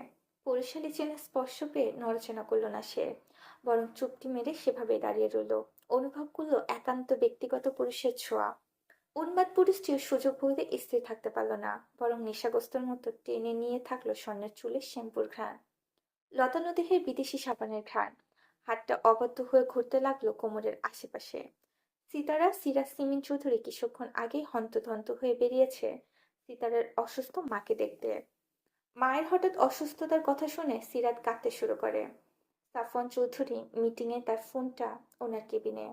সাইলেন্ট অবস্থায় বেঁচে চলেছে। পরে মির্জাকে সামলাতে ওনারা ওনার সঙ্গে যান। ওনারা রাস্তার মোড়ে যেতেই শাওনের সঙ্গে দেখা হয়। শকও চলে আসবে একটু পর। শীতল কলেজ থেকে ফিরে খেয়ে ঘুমিয়েছে বিধায় তাকে ডাকেনি। বাড়ির গাড়িতে যাচ্ছে দেখে শাওন সাবধানে যেতে বলে বাড়িতে ঢুকলো। ড্রয়িং রুমে কেউ নেই দেখে উপরে চলে এলো। শীতলের রুমের দরজাটা বন্ধ। পড়ে পড়ে ঘুমাচ্ছে বোধহয় ঘুম কাতরে পাগলিটা। আরেক কন্যা কি ফিরেছে, নাকি বাজারেই রয়ে গেছে এখনো? স্বর্ণ ফিরেছে কিনা দেখে রুমে ঢুকে পানির শব্দ পেয়ে বুঝলো সে ওয়াশরুমে। তাই অপেক্ষা করতে থাকলো তার বের হওয়ার। 10 মিনিটের মাথায় বের হতেই স্বর্ণ আটকা পড়লো বাহুডোরে। গালে চেপে পুরুষালী ঠোঁটের স্পর্শ। গিপায় পেল খোঁচা খোঁচা দাড়ির খোঁচা। ধীরে ধীরে এই স্পর্শ গাঢ় হতে দেখে স্বর্ণ নিজেকে ছাড়াতে চাইল, কিন্তু সায়ন ছাড়তে অনিচ্ছুক। সে নিজের মতো করে স্বর্ণের শরীরে স্পর্শ লেপটাতে ব্যস্ত। স্বর্ণ জোরপূর্বক সায়নকে নিজের থেকে ছাড়ানোর চেষ্টা চলমান রেখে বলল, সিগারেট খেয়ে আমার কাছে আসতে বারণ করেছিলাম না? বারণ করলে শুনতে হবে নাকি? হবে। হবে না। বীর পুরুষরা সবসময় বউয়ের কথা শোনে না। শুনলে অনেক ভুগতে হয়। ক্ষুধা লেগেছে, ছাড়ো। আমারও। ফ্রেশ হয়ে এসো, খাবার বাড়ছি আমি। খাবার তো আমার হাতের মুঠোয়, কিন্তু খেতে আর পারছি কই। স্বর্ণ জান আমার, চল না বিয়ে করে ফেলি। শাওনের হাসকি কলের কথাগুলো স্বর্ণ নিজেকে ছাড়াতে জোরাজুরি করলো। পাজি লোকটা আবার ফাজলামো শুরু করেছে। তাকে জোর প্রয়োগ করছে দেখে শাওন ঠোঁট কামড়ে হাসলো। স্বর্ণের পেট খামচে ধরে দুই গালে শব্দ করে চুমু খেলো। তারপর কাঁধে মুখ ডুবাতে রুমের দরজা খুলে ভেতরে ঢুকে থমকে দাঁড়িয়ে গেল শখ। ওর ফোনের চার্জারটা নিতে এসেছিল, আর এসে যে এমন ঘটনার সাক্ষী হবে কল্পনাও করেনি সে। রুমে তৃতীয় কারো উপস্থিতি টের পেয়ে স্বর্ণ সায়ন চোখ তুলে তাকিয়ে দ্রুতগতিতে ছিটকে দূরে সরে গেল। শখ নিজেও লজ্জা পেয়ে দৃষ্টি জোড়া রেখেছে মেঝের দিকে। একরাশ অস্বস্তিতে ডুবে কিছু বলার ভাষা পেল না শখ। দাঁড়িয়ে থাকবে নাকি চলে যাবে বোধগম্য না হলো তার। আপন ভাইয়ের সঙ্গে চাচাতো বোনকে এমন অবস্থায় দেখে নিজেও বাক হারিয়ে ফেলেছে। এখন রুমে চলছে পিনপত নীরবতা। কে কি বলবে বুঝে উঠতে পারল না। তিনজনের কেউই। শাওন বোনের কাছে ধরা খেয়ে চুপ করে দাঁড়িয়ে মাথা চুলকাচ্ছে। আবার স্বপ্নের মুখ দেখে তার খুব হাসিও পাচ্ছে। সে আমতা আমতা করে কিছু বলতে গিয়েও থেমে গেল। এবার মাথা চুলকে পাশ কাটিয়ে তার রুমে চলে গেল। ভাইকে যেতে দেখে সব টেবিলের উপর থেকে চার্জারটা হাতে নিল। এক পলক তাকালো স্বর্ণের দিকে, তারপর স্বাভাবিকভাবে বলল, আমি যা ভাবছি তাই। হুম। অকপটে স্বীকার করে নিল স্বর্ণ। না তার গলা কাঁপলো আর না থতমত খেয়ে প্রসঙ্গ পাল্টানোর চেষ্টা করলো। শখ কথা বাড়ালো না। হতেই পারে, যুগ আপডেট, কাজিন ল্যাব এখন কমন ব্যাপার হয়ে দাঁড়িয়েছে। তারা যদি একে অপরের সঙ্গে ভালো থাকে, থাকুক না, সমস্যা কি তবে? বাড়ির লোক ব্যাপারটা কেমন ভাবে নিবে, এটা ভাববার বিষয়। তাছাড়া শাহাদাত চৌধুরী শানকে পছন্দ করার কারণ খুঁজে পাবে বলে মনে হয় না। রাজনীতি করা নিয়ে একটু আপত্তি করলেও মনে হয় না রিজেক্ট করবে। মনে মনে একথা ভেবে ধরা খাওয়ার পর শাওনের মুখের বেহাল দশা স্মরণ করে ঠোঁট টিপে হাসলো শখ। বাড়তি প্রশ্ন করে আর কাউকে অস্বস্তিতে ফেলতে চাইলো না দেখে কথা বাড়লো না। চলে যাওয়ার জন্য পা বাড়াতেই স্বর্ণ ডাকলো। ডাক শুনে সে ঘুরে তাকাতে স্বর্ণ বলল, আপু, আপাতত কাউকে বলো না। কেন? সময় হোক, তখন না হয় কি সবাইকে জানিও। হুম। শুদ্ধ ঢাকা গেছে আজকে প্রায় 4 দিন হচ্ছে। ঢাকা থেকে গতকালকে ফ্লাইটে সে সুইজারল্যান্ডে গেছে। হঠাৎ সেখানে কেন, কি কাজ, কবে ফিরবে, এসবের কিছুই বলেনি সে। কথায় কথায় শুধু জানিয়েছে সেখান থেকে ফিরে একেবারে বাড়ি চলে আসবে কিছুদিন পর, রমজান মাস। পূর্বের দিনগুলো ঢাকায় থাকলেও এবার পুরো রমজান পরিবারের সাথেই কাটাবে। পেশাগত দিক থেকে যা কাজ বাড়িতেই সারবে সে। আপাতত আর কোথাও যাবে না। একথা শুনে একজন বাদে খুশি বাড়ির সকল সদস্যরা। সেই একজন আর কেউ নয়, শীতল। কথাটা শুনে মুখ বাঁকিয়েছে, গালি দিয়েছে। আজকাল শুদ্ধ বাড়িতে ঘন ঘন আসছে, যেটা তার পছন্দ হচ্ছে না। পুরুষ মানুষ এত বাড়িতে থাকবে কেন? তারা বাইরে টুই টুই করবে, নয়তো কাছে মুশকুল থাকবে।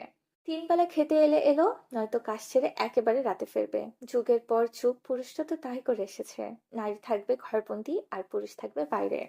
কারণ পুরুষতান্ত্রিক সমাজে পুরুষরাই সংসারের রাজা। শখের বিয়ে ঠিকঠাক হওয়ার পর থেকে বাড়িতে আমেজ আমেজ ভাব। খুশি খুশি রব চারদিকে। সুখ সমৃদ্ধি যেন ছাড়ানো চৌধুরী নিবাসের প্রতিটা আনাচে কানাচে। সব প্রথম প্রথম অভিমান করলেও এখন সব মেনে নিয়েছে। আহনাফের সঙ্গে কথা হয় রোজ। আহনাফ হুটহাট করে দেখা করে চমকে দেয়।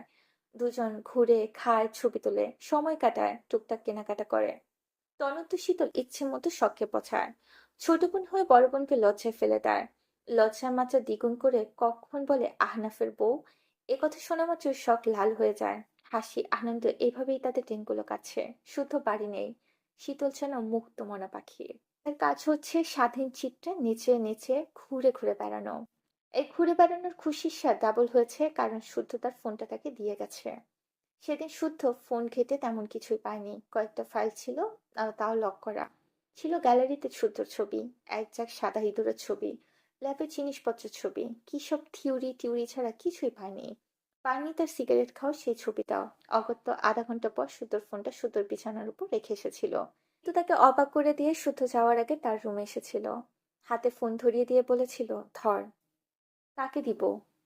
রেখে দে। কি? আমাকে দিচ্ছে? তাও আবার নিউ আইফোন? মাথা ঠিক আছে নাকি ভুলভাল কিছু খেয়েছেন শুদ্ধ ভাই? কথা বলতে দেরি, কিন্তু তার মাথায় কাঠটা পড়তে দেরি হয়নি। শীতল ব্যথায় মুখ কুঁচকে কিছু বলতে গেলে তাকে পুনরায় বলেছিল, কাজ যতদূর এগোলো আপডেট দিবি। ভুলেও যদি টিকটক করিস কিংবা টোকাই মার্কা বফ জুটিয়েছিস, তোর খবর আছে। সবই বুঝলাম, কিন্তু কিসের আপডেট দিব? আমার বিয়ের, ওই যে বিপদের চৌরাস্তার কথা ভুলে গেলি? পুনরায় মনে করাতে হবে? না না না না, মনে আছে। তা আপনি চলে যাচ্ছেন? হুম। কবে ফিরবেন? বলতে পারছি না। শুধু চলে যাচ্ছে শুনে শীতলের চোখে মুখে খুশি ঝরে পড়ল। তার অবুঝ মন খুশিতে ছুমছুম করে নেচে উঠল। একাধি চিত্তে ঘেয়েও উঠল। আহা কি আনন্দ! আকাশে বাতাসে। সে চাইলেও খুশির মাত্রা গোপন রাখতে পারল না। গাল ভর্তি হেসে গদগদ করে বলেই ফেলল, আলহামদুলিল্লাহ আলহামদুলিল্লাহ। যান যান, সাবধানে যাবেন। এত তাড়াতাড়ি ফেরার দরকার নেই কেমন? বয়সও তো হচ্ছে। এত ধকল নেওয়ার কি আছে, শুধু শুধু বলুন। শুদ্ধ ভ্রুকুটি করে তাকালো। তার কথা শুনে শীতলের খুশি যেন আর ধরে না। কত বড় বিয়াদব ভাবা যায়। কিন্তু তার এত খুশি শুদ্ধ সহ্য হলো না। মন চাইল থাপড়ে গাল দুখানা লাল করে দিতে। যাওয়ার আগে মারল না, তবে এত খুশিও দেখতে ইচ্ছে করলো না। তাই সে হঠাৎ উৎফুল্ল বদনে দাঁড়িয়ে থাকা শীতলের হাত থেকে ফোনটা কেড়ে নিল। ফোন কাটছে দেখে শীতল আঁতকে উঠে চেঁচিয়ে বলল, আরে আরে, নিয়ে নিলেন যে! এক্ষুনি না ফোনটা আমাকে দিলেন! যার মধ্যে কৃতজ্ঞতা বোধ নেই তাকে কিছু না দেওয়াই উত্তম। একথা শুনে শীতল ভাবল শুদ্ধ বোধ হয় হাসি মুখে বিদায় নিতে চাচ্ছে না। ফোনটা নিতে গেলে আগে বিশুদ্ধ পুরুষের মন গলাতে হবে। দরকার হলে কাঁদতে হবে, প্রচুর কাঁদতে হবে, কেঁদে কেটে ফোনটা হাতাতে হবে। এদিকে নিচ থেকে সিতারার ডাক শুনে শুধু হন হন করে শীতলের রুম থেকে বেরিয়ে গেল। ফোন হাতছাড়া হতে দেখে শীতলের পিছু পিছু গেল, তবে যাওয়ার আগে দুই চোখে গ্লিসারিন দিয়ে যাতে চোখে পানি আসে। চোখের পানি সস্তা নাকি, চাইলেই যাত্রার জন্য কাঁদা যায়। তারপর চোখ মুছতে মুছতে সে গিয়ে দাঁড়ালো শুদ্ধের পাশে, একটু দূরে। শব্দ করে নাক টেনে কাঁদতে থাকলো নিঃশব্দে। বাড়ির সবাই উপস্থিত হয়ে টুকটাক কথা বলছে। সীতারা পূর্বের মতো খাবার বেড়ে দিচ্ছেন, বক্স রেডি করছেন। এত বলে কয়েও ওনাকে শুধরাতে পারে না শুদ্ধ। যতবার যাবে ততবারই উনি বাধাবাধি ঝামেলা করবেনই করবে। কথা বলতে বলতে হঠাৎ সিরাতের চোখ গেল শীতলের দিকে। শীতল এক কোণে দাঁড়িয়ে ওড়না দিয়ে চোখ মুছছে। চোখ না লাল করে ফেলেছে কেঁদে কেটে। হেঁচকি উঠেছে থেমে থেমে। মেয়েটাকে এভাবে কাঁদতে দেখে সিরাত বিস্ময় সুরে বললেন, এ কি, কাঁদছিস কেন শীতল, কি হয়েছে তোর? পেট মাথা ব্যথা করছে? না। তাহলে এভাবে কাঁদছিস কেন মা, কিছু খাবি? না। সকলের দৃষ্টি তখন শীতলের দিকে। একে একে কারণ জানতে এগিয়ে এসেছেন তারা। পিঠে মাথায় হাত বুলিয়ে কান্নার কারণ জানতে চাইলে শীতল ফোপাতে ফোপাতে বলল, শুদ্ধ ভাই চলে যাচ্ছে, তাই আমার খুব কষ্ট হচ্ছে, বুকের ভেতরটা ধড়াস ধড়াস করছে। শীতলের মুখে একথা শুনে সকলে হতবাক, হতভম্ব, স্বয়ং শুদ্ধ। এ কি আদৌ বিশ্বাসযোগ্য? যে কিনা শুদ্ধর উপস্থিতি সহ্য করতে পারে না, বাড়ি এলে মনে মনে গালির ফোয়ারা ছুটায়, সে কিনা কাঁদছে শুদ্ধর জন্য। চোখের পানি দেখে বোঝার উপায় নেই মিথ্যা কাঁদছে। কেন জানি সবার সন্দেহ নজরে তাকালো শুদ্ধর দিকে। শুদ্ধ ভ্রু কুচকে তাকিয়ে দীর্ঘ নিঃশ্বাস ছাড়লো। কেউ বুঝুক না বুঝুক, আসল কাহিনী বুঝেছে সে। তবু কিছু বলার প্রয়োজন বোধ করলো না। ড্রামা কুইন ড্রামা করবে, এই আর নতুন কি? কিন্তু শীতলের কান্না দেখে সিরাত পুনরায় বললেন, স্বামী বিদেশ গেলেও তো কেউ এভাবে কাঁদে না, অথচ তুই কি না শুদ্ধের জন্য এভাবে কাঁদছিস? ব্যাপারটা ঠিক হজম হচ্ছে না মা। শীতল নাক টানলো, চোখ মুছলো, তারপর শুদ্ধর দিকে তাকিয়ে ফোপাতে ফোপাতে বলল, নিজের খেয়াল রাখবেন, তাড়াতাড়ি ফিরবেন। ফোনটা দিয়ে যান, খোঁজ খবর তো নিতে হবে নাকি? এবার সবাই মুখ চাওয়াচাই করলো। এবার কারোর বুঝতে বাকি রইল না আসল কাহিনী। সায়ন হো হো করে হেসেই ফেললো। অগত্যা শুধু সবার সামনে ফোনটা দিয়ে সাবধান করে দিল, ফোন নিয়ে বাইরে যাবি না, টিকটক করার কথা মাথাতেও আনবি না। শীতল খপ করে ফোনটা নিয়ে ঘাড় কাত করে মুখ ভর্তি হাসলো। অর্থাৎ সে এসব কিছুই করবে না। তারপর শুদ্ধ সবার থেকে বিদায় নিয়ে চলে গেল। ঢাকা গিয়ে শীতলের সাথে দু একবার কথাও হয়েছে শুদ্ধর জন্য মেয়ে দেখার ব্যাপারে। সিরাজ সহ সবাইকে ইনিয়ে বিনিয়ে অনেক কিছু বলেছে, কিন্তু বাড়ির ছোট সদস্য বলে তার কথা কেউ আমলে নেয় না, এসে উড়িয়ে দেয়। এদিক থেকে শুদ্ধ রোজ চাপ দিতে থাকে, ফোন দিয়ে কিছু বলার আগেই বলে, বলেছিলি মেয়ে দেখা শুরু করেছে। শীতল খুব বিরক্ত হয়। বিয়ে পাগল ছেলে নিজের বিয়ের কথা নিজে বলে না, অথচ তাকে বাঘের মুখে ঠেলে দেয়। কিন্তু কি আর করার, হাল ছেড়ে দিলে তো চলবে না। গ্যারাকলে ফেসে গেছে, সহ্য করতেই হবে। 1.5 ঘন্টার মতো ঘুমিয়ে বিছানা ছাড়লো শীতল। তারপর কিয়ারাকে বের হতে বলে নিচেও কোচিং এর উদ্দেশ্যে বের হলো। মুখে মিটিমিটি হাসি, নতুন ফোন, নতুন সিম, নতুন ফেসবুক আইডি পেয়ে খুশি যেন ধরছেই না। কোচিং এ গিয়ে সে সবার আগে কিয়ারাকে আইফোন দেখালো। তা নিয়ে ছবিও তুললো দুই বান্ধবী। তারপর কোচিং শেষে বের হয়ে দেখে কিয়ারার বাবা দাঁড়িয়ে আছেন। কিয়ারার মামাতো বোনের জন্মদিন, তাই এখান থেকে সোজা মামা বাড়ি চলে যাবে তারা। শীতলকে সাবধানে যেতে বলে কিয়ারাও চলে গেল তার বাবার সাথে। শীতল সাবধানে রাস্তা পার হলো। সামনের মোড়ে রিক্সা পাওয়া যাবে, সন্ধ্যা ঘনিয়ে এসেছে প্রায়। সে মোড়ের দিকে যাওয়ার জন্য পা বাড়াতে কিছু লোক তার পথ আটকে দাঁড়ালো। অচেনা ছেলেপুলে দেখে মিষ্টি করে হেসে শুধালো, কিছু বলবেন ভাইয়া? শুদ্ধ ভাই আমাদেরকে পাঠিয়েছে আপনাকে নিয়ে যাওয়ার জন্য। কোথায় শুদ্ধ ভাই? সামনে একটা রিসোর্টে ওনার ফ্রেন্ডদের সাথে পার্টি হচ্ছে, তাই ভাই আপনাকে নিয়ে যাওয়ার কথা বলেছে। ঢপ মারছেন না তো? কি যে বলেন না ছোট আপু, সেই সাহস কি আমাদের আছে? আপনারা তো শুদ্ধ ভাইকে ভয় পান বুঝি? তা তো একটু পায়। এই কথা শুনে শীতল খিলখিল করে হেসে উঠল। শুদ্ধকে ভয় পায় এমন লোকও আছে দেখে ভালোই লাগলো। ছেলেগুলো তার সঙ্গে গল্প করতে করতে গাড়ির কাছে গেল। সামনে রাখা কালো গাড়িটায় উঠতে ইশারা করে বলল, আপু আপনি বসেন, আমরা এক্ষুনি আসছি। আচ্ছা ভাইয়া। ছেলেগুলো একটু দূরে দাঁড়িয়ে কাকে যেন ফোন করলো। কল রিসিভ না করায় কল দিতেই থাকলো। নিজেরা গুজুর গুজুর করে সামনের দোকান থেকে সিগারেট কিনলো। তাদের মতিগতি খেয়াল করে শীতলের কেমন যেন লাগলো। কোথায় নিয়ে গেলে সায়ন শুধু নিজে নিয়ে যায়, কখনো তো কাউকে পাঠায় না, তাহলে আজ কেন? তাছাড়া তার জানা মতো শুধু দেশের বাইরে আছে, দেশের বাইরে থেকে কিভাবে বার্থডে পার্টি অ্যাটেন্ড করবে? এসব ভেবে তার মাথা ঘুরতে লাগলো। অজানা এক ভয়ে হাত পা কাঁপতে লাগলো। বিপদের আভাস পেয়ে ছেলেগুলোর দিকে নজর রেখে ডাটা অন করে কল দিল শুদ্ধর নাম্বারে। 3 বারের বেলায় শুদ্ধ কল রিসিভ করতে শীতল হর হর করে বলল, শুদ্ধ ভাই, আপনি কি আমাকে নিয়ে যেতে লোক পাঠিয়েছেন? কই না তো, আমি কেন লোক পাঠাবো? তাহলে একদল ছেলে এসেছে আপনার নাম বললো, আপনি নাকি আমাকে নিয়ে যেতে তাদের পাঠিয়েছেন। এখন কোথায় আছিস তুই? একটা কালো গাড়িতে বসে আছি।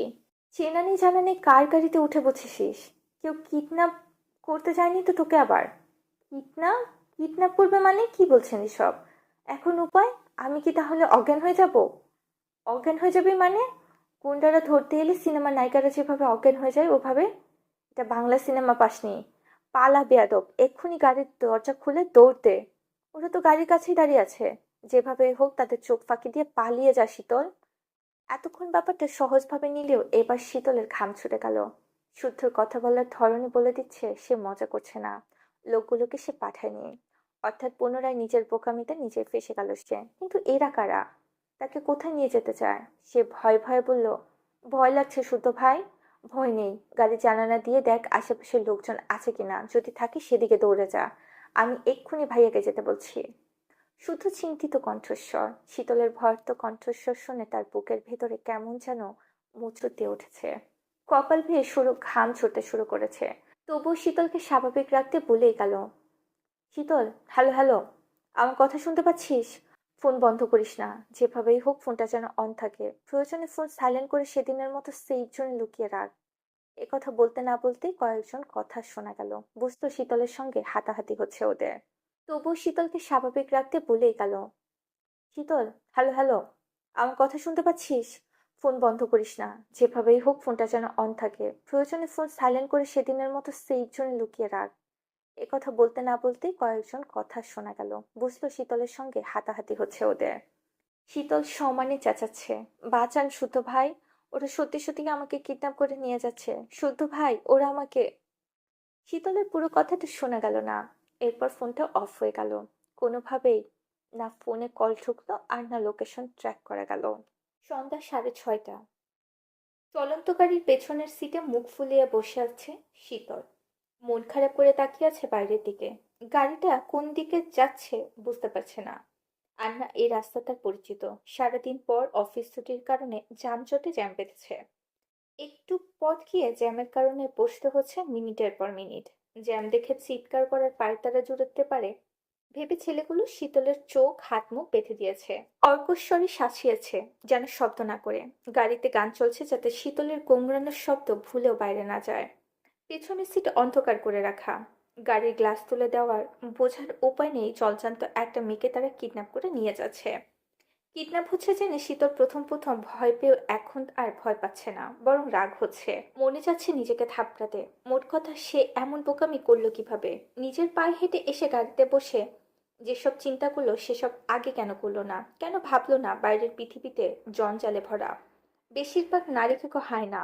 এদিকে তার ফোনটাও কেড়ে নিয়েছে ছেলেগুলো। কিন্তু কারা এরা? কোথায় নিয়ে যাচ্ছে তাকে? এসবের পেছনে কে আছে? কে তাদের গোপন শত্রু? কি উদ্দেশ্য তার? তাকে মেরে ফেলবে নাকি তার গায়ে কলঙ্কের বিশ্রী কালি লেপটানোই তার উদ্দেশ্য? তাছাড়া আজকাল নাকি দলে দলে কিডনি চোর বের হয়েছে। অল্প বয়সী ছেলে মেয়েদেরকে ধরে নিয়ে গিয়ে কিডনি কেড়ে নিচ্ছে। তাও কি তাই করবে নাকি? যদি করে টাকার ভাগ তাকে দিবে নাকি পুরোটা নিয়ে নেবে? যদি তাই তো ভালো, নয়তো সেও বদমাশগুলোর নামে মামলা ঠুকে দেবে। আর্মির মেয়ের কিডনি কাটার স্বাদ জন্মের মতো ঘুচিয়ে দেবে। আর্মি শব্দটা স্মরণ হতেই বাবার কথা মনে পড়ে গেল। ফুপিয়ে ফুপিয়ে কাঁদতে লাগলো সে। কাঁদতে কাঁদতে কান্নার গতি বেড়ে গেল। হঠাৎ থেকে কাঁদতে দেখে ছেলেগুলো একে অপরের মুখ চাওয়াচাই করলো। তাদের কাছে খবর আছে, এই মেয়ে দেখতে ভোলাভালা হলেও বহুত চালাক। শয়তানি বুদ্ধি তার রন্ধ্রে রন্ধ্রে।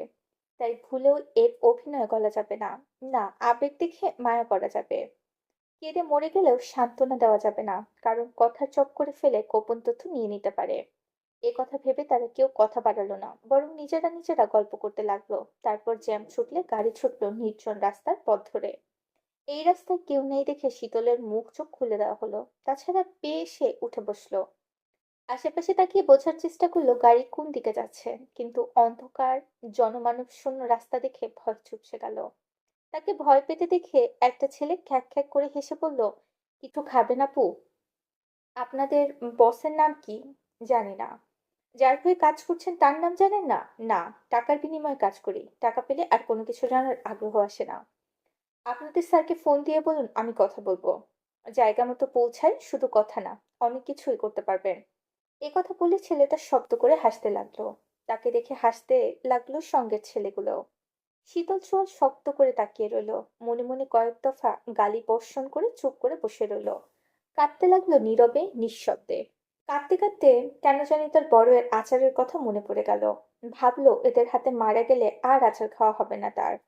বড় অপুর বানানো আচার শাওন ভাই খেয়ে নেবে। শাওন ভাই আবার আচার পাগল।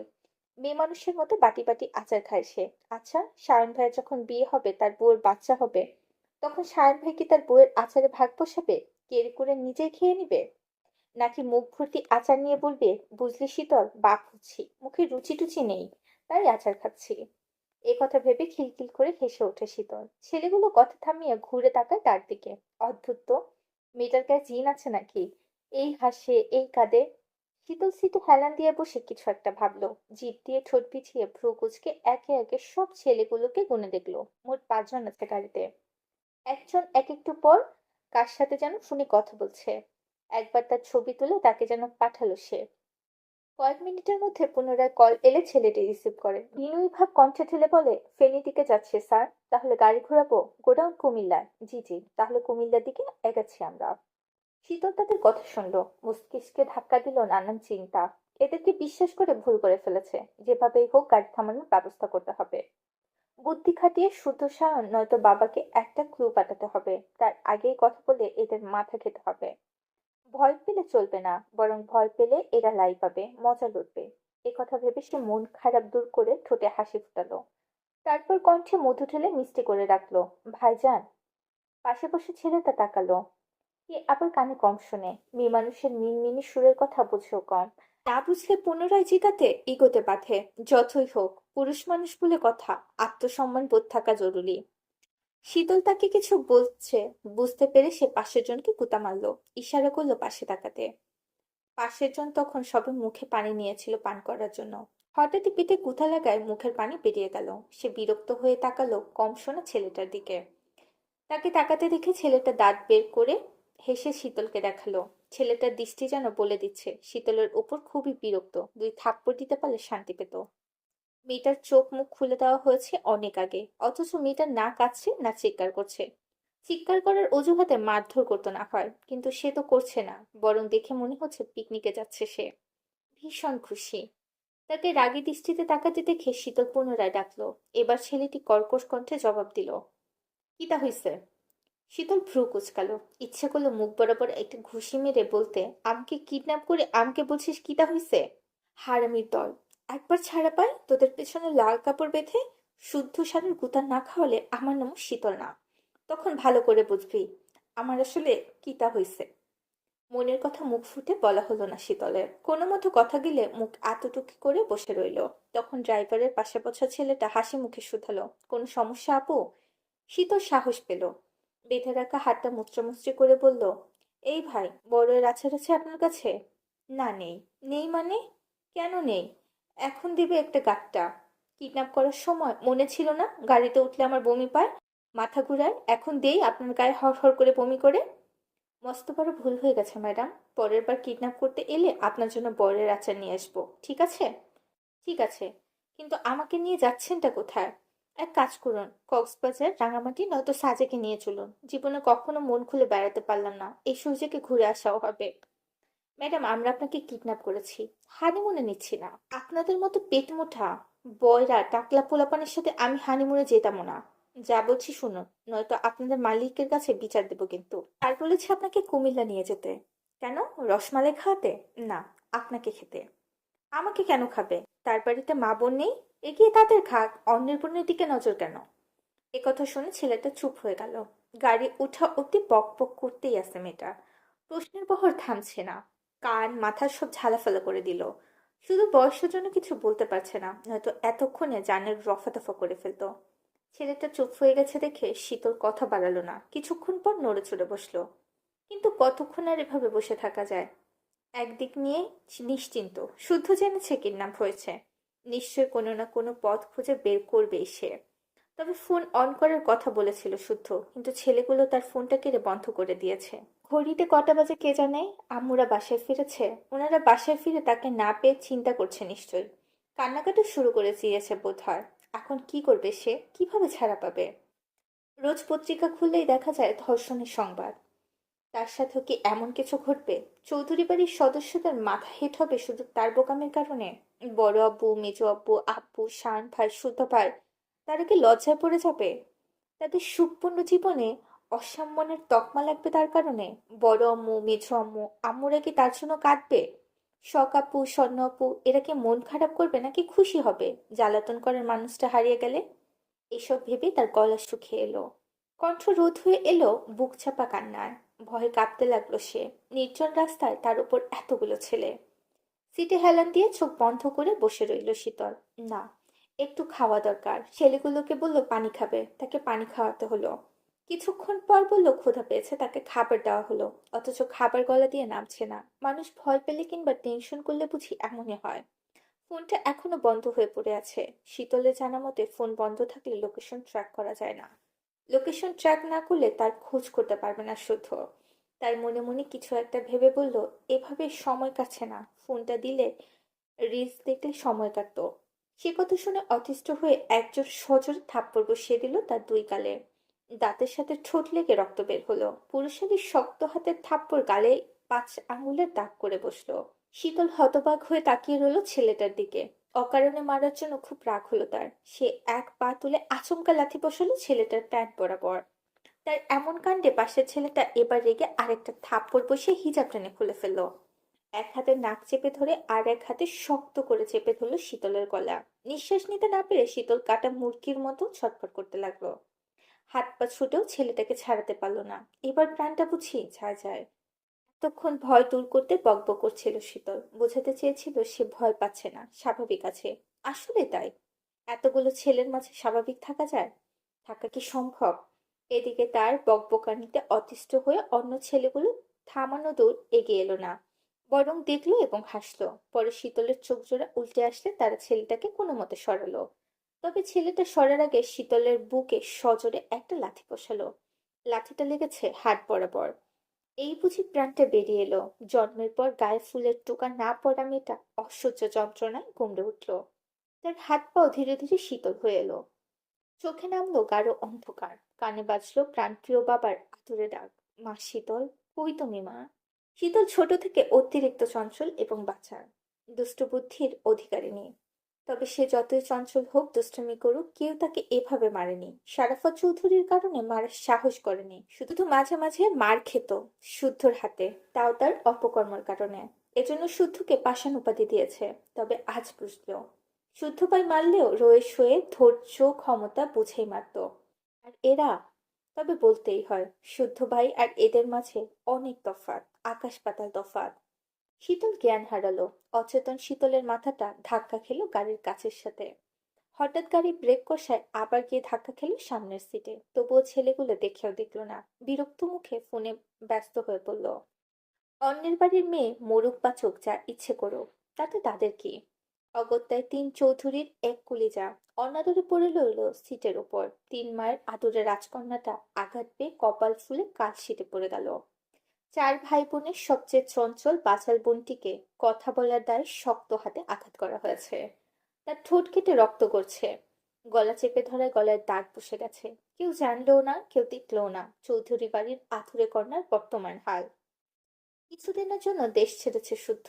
5 বন্ধু এসেছে তাদের স্যারের জরুরি ডাকে। দিনরাত এক করে তারা কাজ করছে ল্যাবে। খাওয়ার সময়টুকু ছাড়া সময় কাছে সেখানেই। আজও এক মনে কাজ করছিল সে। হঠাৎ ফোন ভাইব্রেট করায় কাজের বিঘ্ন ঘটে সবার। স্যার খুব বিরক্ত হলেও কিছু বলল না, কারণ শুদ্ধ শুনতো না। দলের মধ্যে এই ছেলেটা যেমন মেধাবী, তেমনি তারা কিছু কিছু করছে। ছাড় না দিলে সে কাজে হাত দেয় না। তাছাড়া ছেলেটা পরিবার নিয়ে খুব বেশি পসেসিভ। তাই কথা না বাড়িয়ে সবাইকে মনোযোগী হতে ইশারা করলেন উনি। আর শুদ্ধ ফোনটা নিয়ে চলে গেল ল্যাবের এক কোণায়। ডিসপ্লেতে ভাসছে ব্যাঙাচি নাম। কল রিসিভ করে শীতলের কথা শুনে চিন্তা বেড়ে গেল তার। সে স্যারকে বলে বেরিয়ে এলো ল্যাব থেকে। কথা বলতে বলতে কল কেটে গেলে দৌড়ে এসেছে তার জন্য বরাদ্দকৃত রুমে। ল্যাবের অ্যাপ্রন পরা অবস্থায় বসে পড়ল ল্যাপটপ নিয়ে। ল্যাপটপে শো করছে তার ফোনের সকল তথ্য। চেষ্টা করছে ফোনের লোকেশন ট্র্যাক করার, যদিও ফোন বন্ধ। তারপরে বেশিরভাগ ইয়ারলেস চিপগুলো ডিভাইস বন্ধ থাকা সত্ত্বেও কাজ করতে থাকে। কিছু কিছু কম্পোনেন্ট লো পাওয়ার মোডে চলতে থাকা, আইফোন বন্ধ হওয়ার 24 ঘন্টা পর্যন্ত। তথ্য অনুযায়ী এই উপাদানগুলোর শক্তি থাকে এবং ট্র্যাকিংয়ে সক্রিয় থাকে। মোট কথা, সিস্টেম ওয়্যার অ্যাট্রাক্ট সহ সেটিং ব্যবহার করে ফোনের নিয়ন্ত্রণ নিতে পারে বন্ধ থাকা অবস্থাতেও। তাছাড়া সে যেন জানতো ফোনটা হারাবে, নয়তো কোনো অঘটন ঘটাবে এই মেয়ে, বরং অঘটন না ঘটালে অবাক হতো। সে চিন্তা মাথায় রেখে আগে থেকে শক্তপোক্ত ব্যবস্থাও করে রেখেছিল।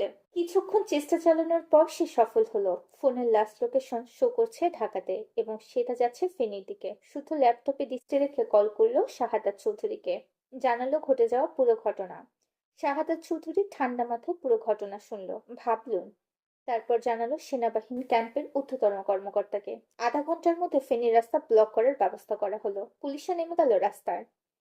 সেই রাস্তার প্রতিটা পয়েন্টে থাকা ট্রাফিক পুলিশের সিগন্যাল পাঠানো হলো। এতটুকু সময়ের মধ্যে যতটুকু করা সম্ভব করলো। কিন্তু তাতে কিছু হবে তো? বাঁচাতে পারবে তো তাদের বাড়ির প্রাণবন্ত ফুলটাকে? এদিকে শাওনের কাছে এই খবর পৌঁছে গেছে অনেক আগে। তারই লোক দেখেছে শীতলকে একটা কালো গাড়িতে উঠতে। তাৎক্ষণিক জানিয়েছে একথা। শাওন খেয়ে ঘুমিয়েছিল, হঠাৎ ফোনের গোকুর শব্দে খুব বিরক্ত হয়। দুই পায়ের মাঝে জড়িয়ে ধরে রাখা কোলবালিশটাকে জড়িয়ে ধরে গালি দেয় কলদাতাকে। তুই একবার ঋণ হয়ে থামছে না যখন, তখন উঠে কল রিসিভ করে সে। রাগে ফুসফুস করতে করতে বলল, এই নাজাত, কল করার সময় পাসনি? আমি ঘুমালেই তোর ফোন দিবার মন চায়? আমার ঠাপ না খাইলে শান্তি পাও না তুমি? না?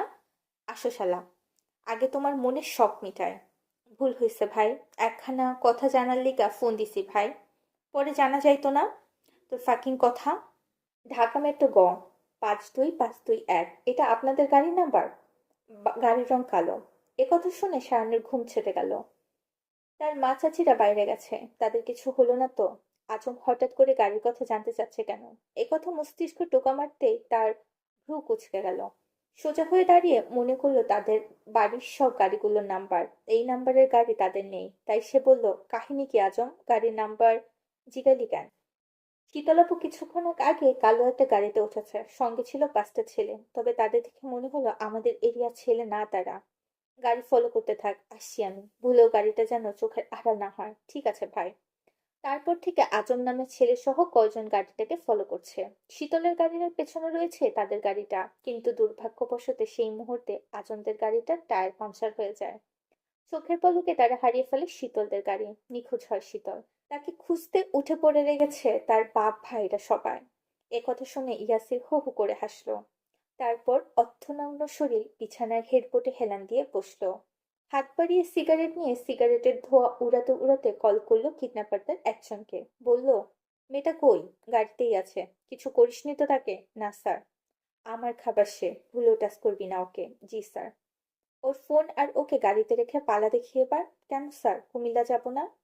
ওর বাপ ভাইরা আসছে তোদের পেছনে বাটাম দিতে। বাটাম নিতে পারলে গাড়িতে বসে থাক। বাই দা ওয়ে, আমি কিন্তু চিনি না তোদের। বাই। একথা বলে কল কাটতে গিয়ে কল কাটতে গিয়েও থেমে গেল ইয়াসির। কিছু একটা ভেবে ঠোঁট কামড়ে হাসলো। ছবিতে দেখা মেয়েটাকে মনে ধরেছে। হাত নিষ্পিস করছে ছুঁয়ে দেখতে। শরীরের গঠন অস্থির, দেখে মনে হচ্ছে পুরুষালী হাত পড়েনি লতানো দেহে। বাবা ভাই যে খুব আদরে বড় করেছে সেটা দেখে বোঝা যাচ্ছে। তবে নারী যখন হয়েছে পুরুষ তো ছুবেই। আদরের ছাপ পড়বেই তার সর্বাঙ্গে। পুতুলটাকে যখন খুব দেখাবে তখন কি আর তার স্নিগ্ধ রূপ থাকবে? থাকবে না রে, থাকবে না। এতদিন যত মেয়ের গায়ে হাত পড়েছে সেই মেয়ে মারা গেছে। কেউ বা মরেছে সঙ্গম চলাকালীন, কেউ বা মাত্রা অতিরিক্ত রক্তক্ষরণে। এখানে তার কোনো দোষ নেই, সব দোষ মেয়েগুলোর। তারা কেন তার রুটলি আদর নিতে পারে না? মেয়ে হয়ে যখন জন্মেছে পুরুষের আদর কেন নিতে পারে না? কেন? যারা পারে না তাদের মরে যাওয়াই ভালো। এত নরম সরম মানবীদের জন্য এই পৃথিবী নয়। তাকে চুপ থাকতে দেখে ছেলেটি ভয়ে ভয়ে বলল, ওরা খোঁজ পেলে কিভাবে বস? কাদের বাড়ির মেয়ে তুলেছিস খোঁজ নিসনি? না নিলে নিস নে। তবে এটা কেবলই ট্রেইলার ছিল, সিনেমা এখনো বাকি। গা ঢাকা দে। যতদিন না আমি বলবো ততদিন বাইরে বেরোস না, নয়তো সায়ন শুদ্ধ তোদের এক একটাকে ধরে এমন ঠাপ দিবে বাপ বলারও সময় পাবি না। সায়নকে নিয়ে ভয় আছে, তবে শুদ্ধকে তো এইরকম মনে হয়নি। সায়নের থেকেও শুদ্ধ ডেঞ্জারাস।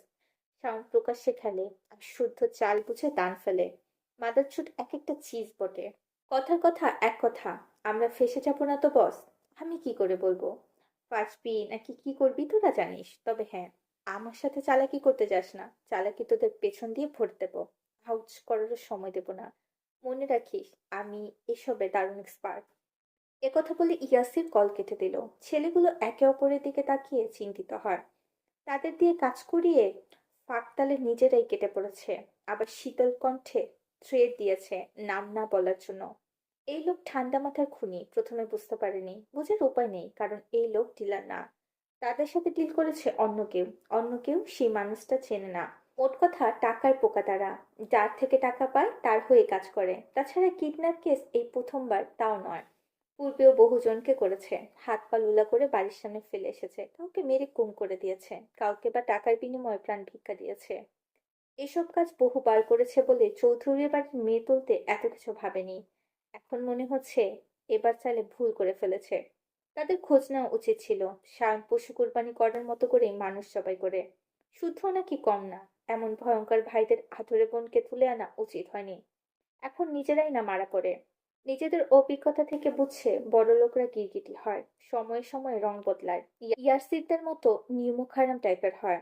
কাজ করিয়ে পরে তাদেরকে চিনতে পারে না। অগ্রিম টাকা দিয়েছিল বিধায়, নয়তো টাকা ছুতো না শালা ইয়াসিনের মুখে। এখন কিচ্ছুটি করার নেই, বাঁচতে হলে চোখ বুঝে জান নিয়ে পালাতে হবে। বিড়বিড় করে এসব বলতে বলতে তারা গাড়ি থেকে বের হলো। ফেনীতে ঢুকতে পারেনি এখনো। এটা কোন জায়গায় ধারণা করতেও পারলো না। আশেপাশে রাস্তা আছে বোধ হয়, গাড়ি চলাচলের শব্দ আসছে।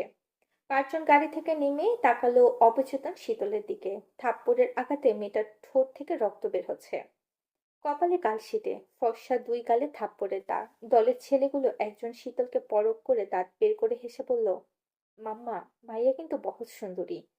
এমন জিনিস ফালাইয়া যাইতে মন চাইতেছে না। খাইতে না পারি, একটু চটকাইতে তো পারি, তাই না ক? বাঞ্চত তুই চটকা, আমরা জায়গা। হ্যার বাপ ভাই আইতাছে।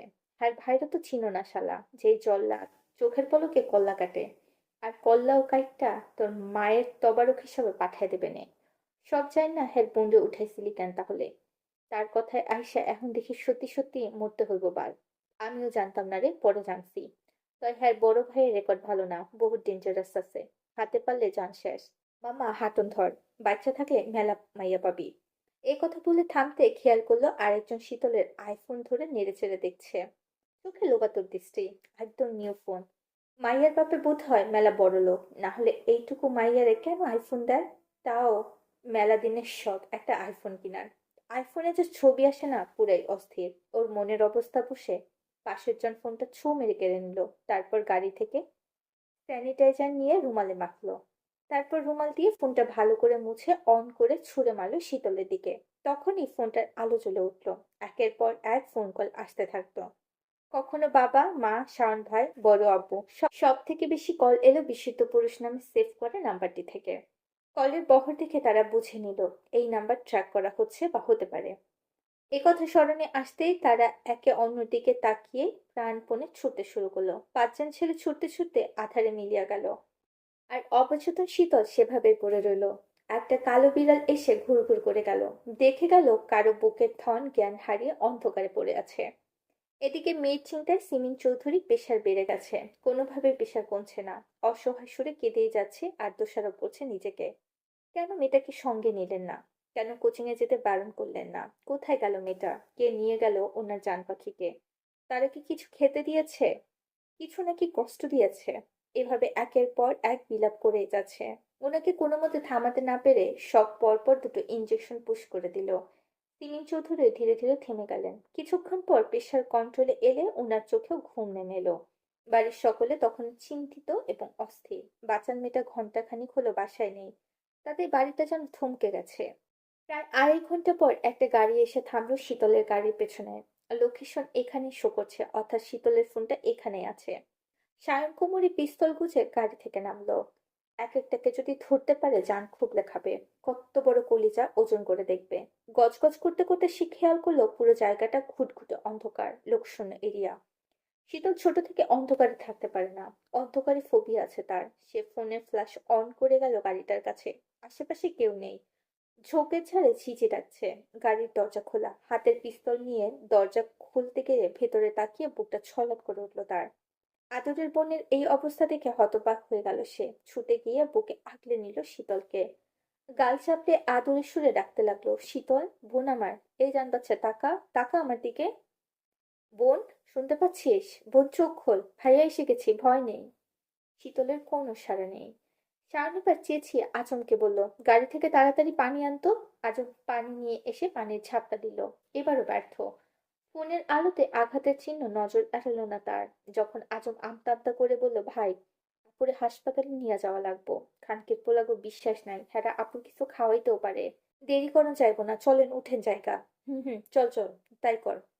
একথা বলে উঠতে গেলে শীতলের পাশ থেকে আইফোনের আলো চলে ওঠে। ফোনের ডিসপ্লেতে ভাসছে একটি নাম, বিশুদ্ধ পুরুষ। কারণ ভালোই করে জানে কে সে।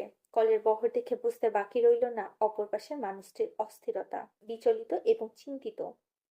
তাকেও শান্ত করা জরুরি, তাই সে শীতলকে আগলে রেখে ফোনটা রিসিভ করলো। তখন শুদ্ধর বিচলিত কণ্ঠস্বর শোনা গেল, হ্যালো শীতল, আমার কথা শুনতে পাচ্ছিস? হ্যালো শুদ্ধ, আমি ভাইয়া বলছি, ওকে পেয়ে গেছি, বাসার দিকে যাচ্ছি, গিয়ে কথা বলছি।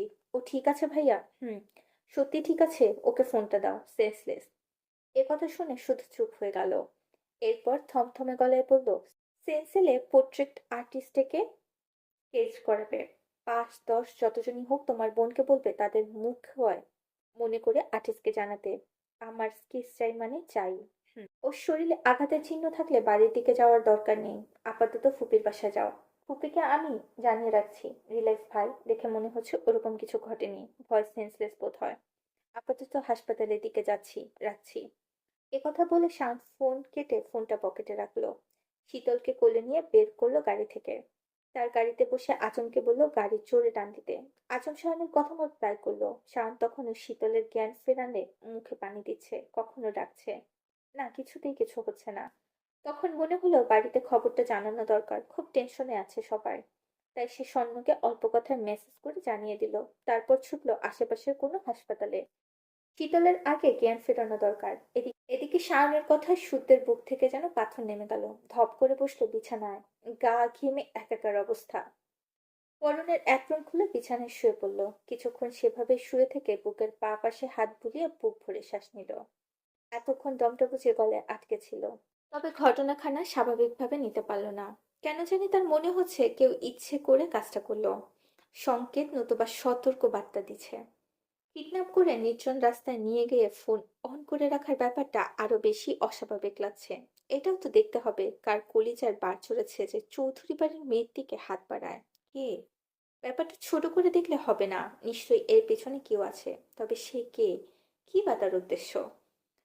মেয়েটাকে পাওয়া গেছে শুনে শাহাদাত চৌধুরী এই খবর জানিয়ে দিলেন। সেসব পুলিশের উপর মহলের আদেশে রাস্তায় নেমেছিল তারা, ফিরে গেল। ট্রাফিক পুলিশের কাছে বার্তা পৌঁছে গেল। ঘন্টাখানিকের মধ্যে যেন তৎপর হয়ে পড়েছিল, তেমনি সবাই থেমে গেল। সবকিছু পাওয়ার হাতে।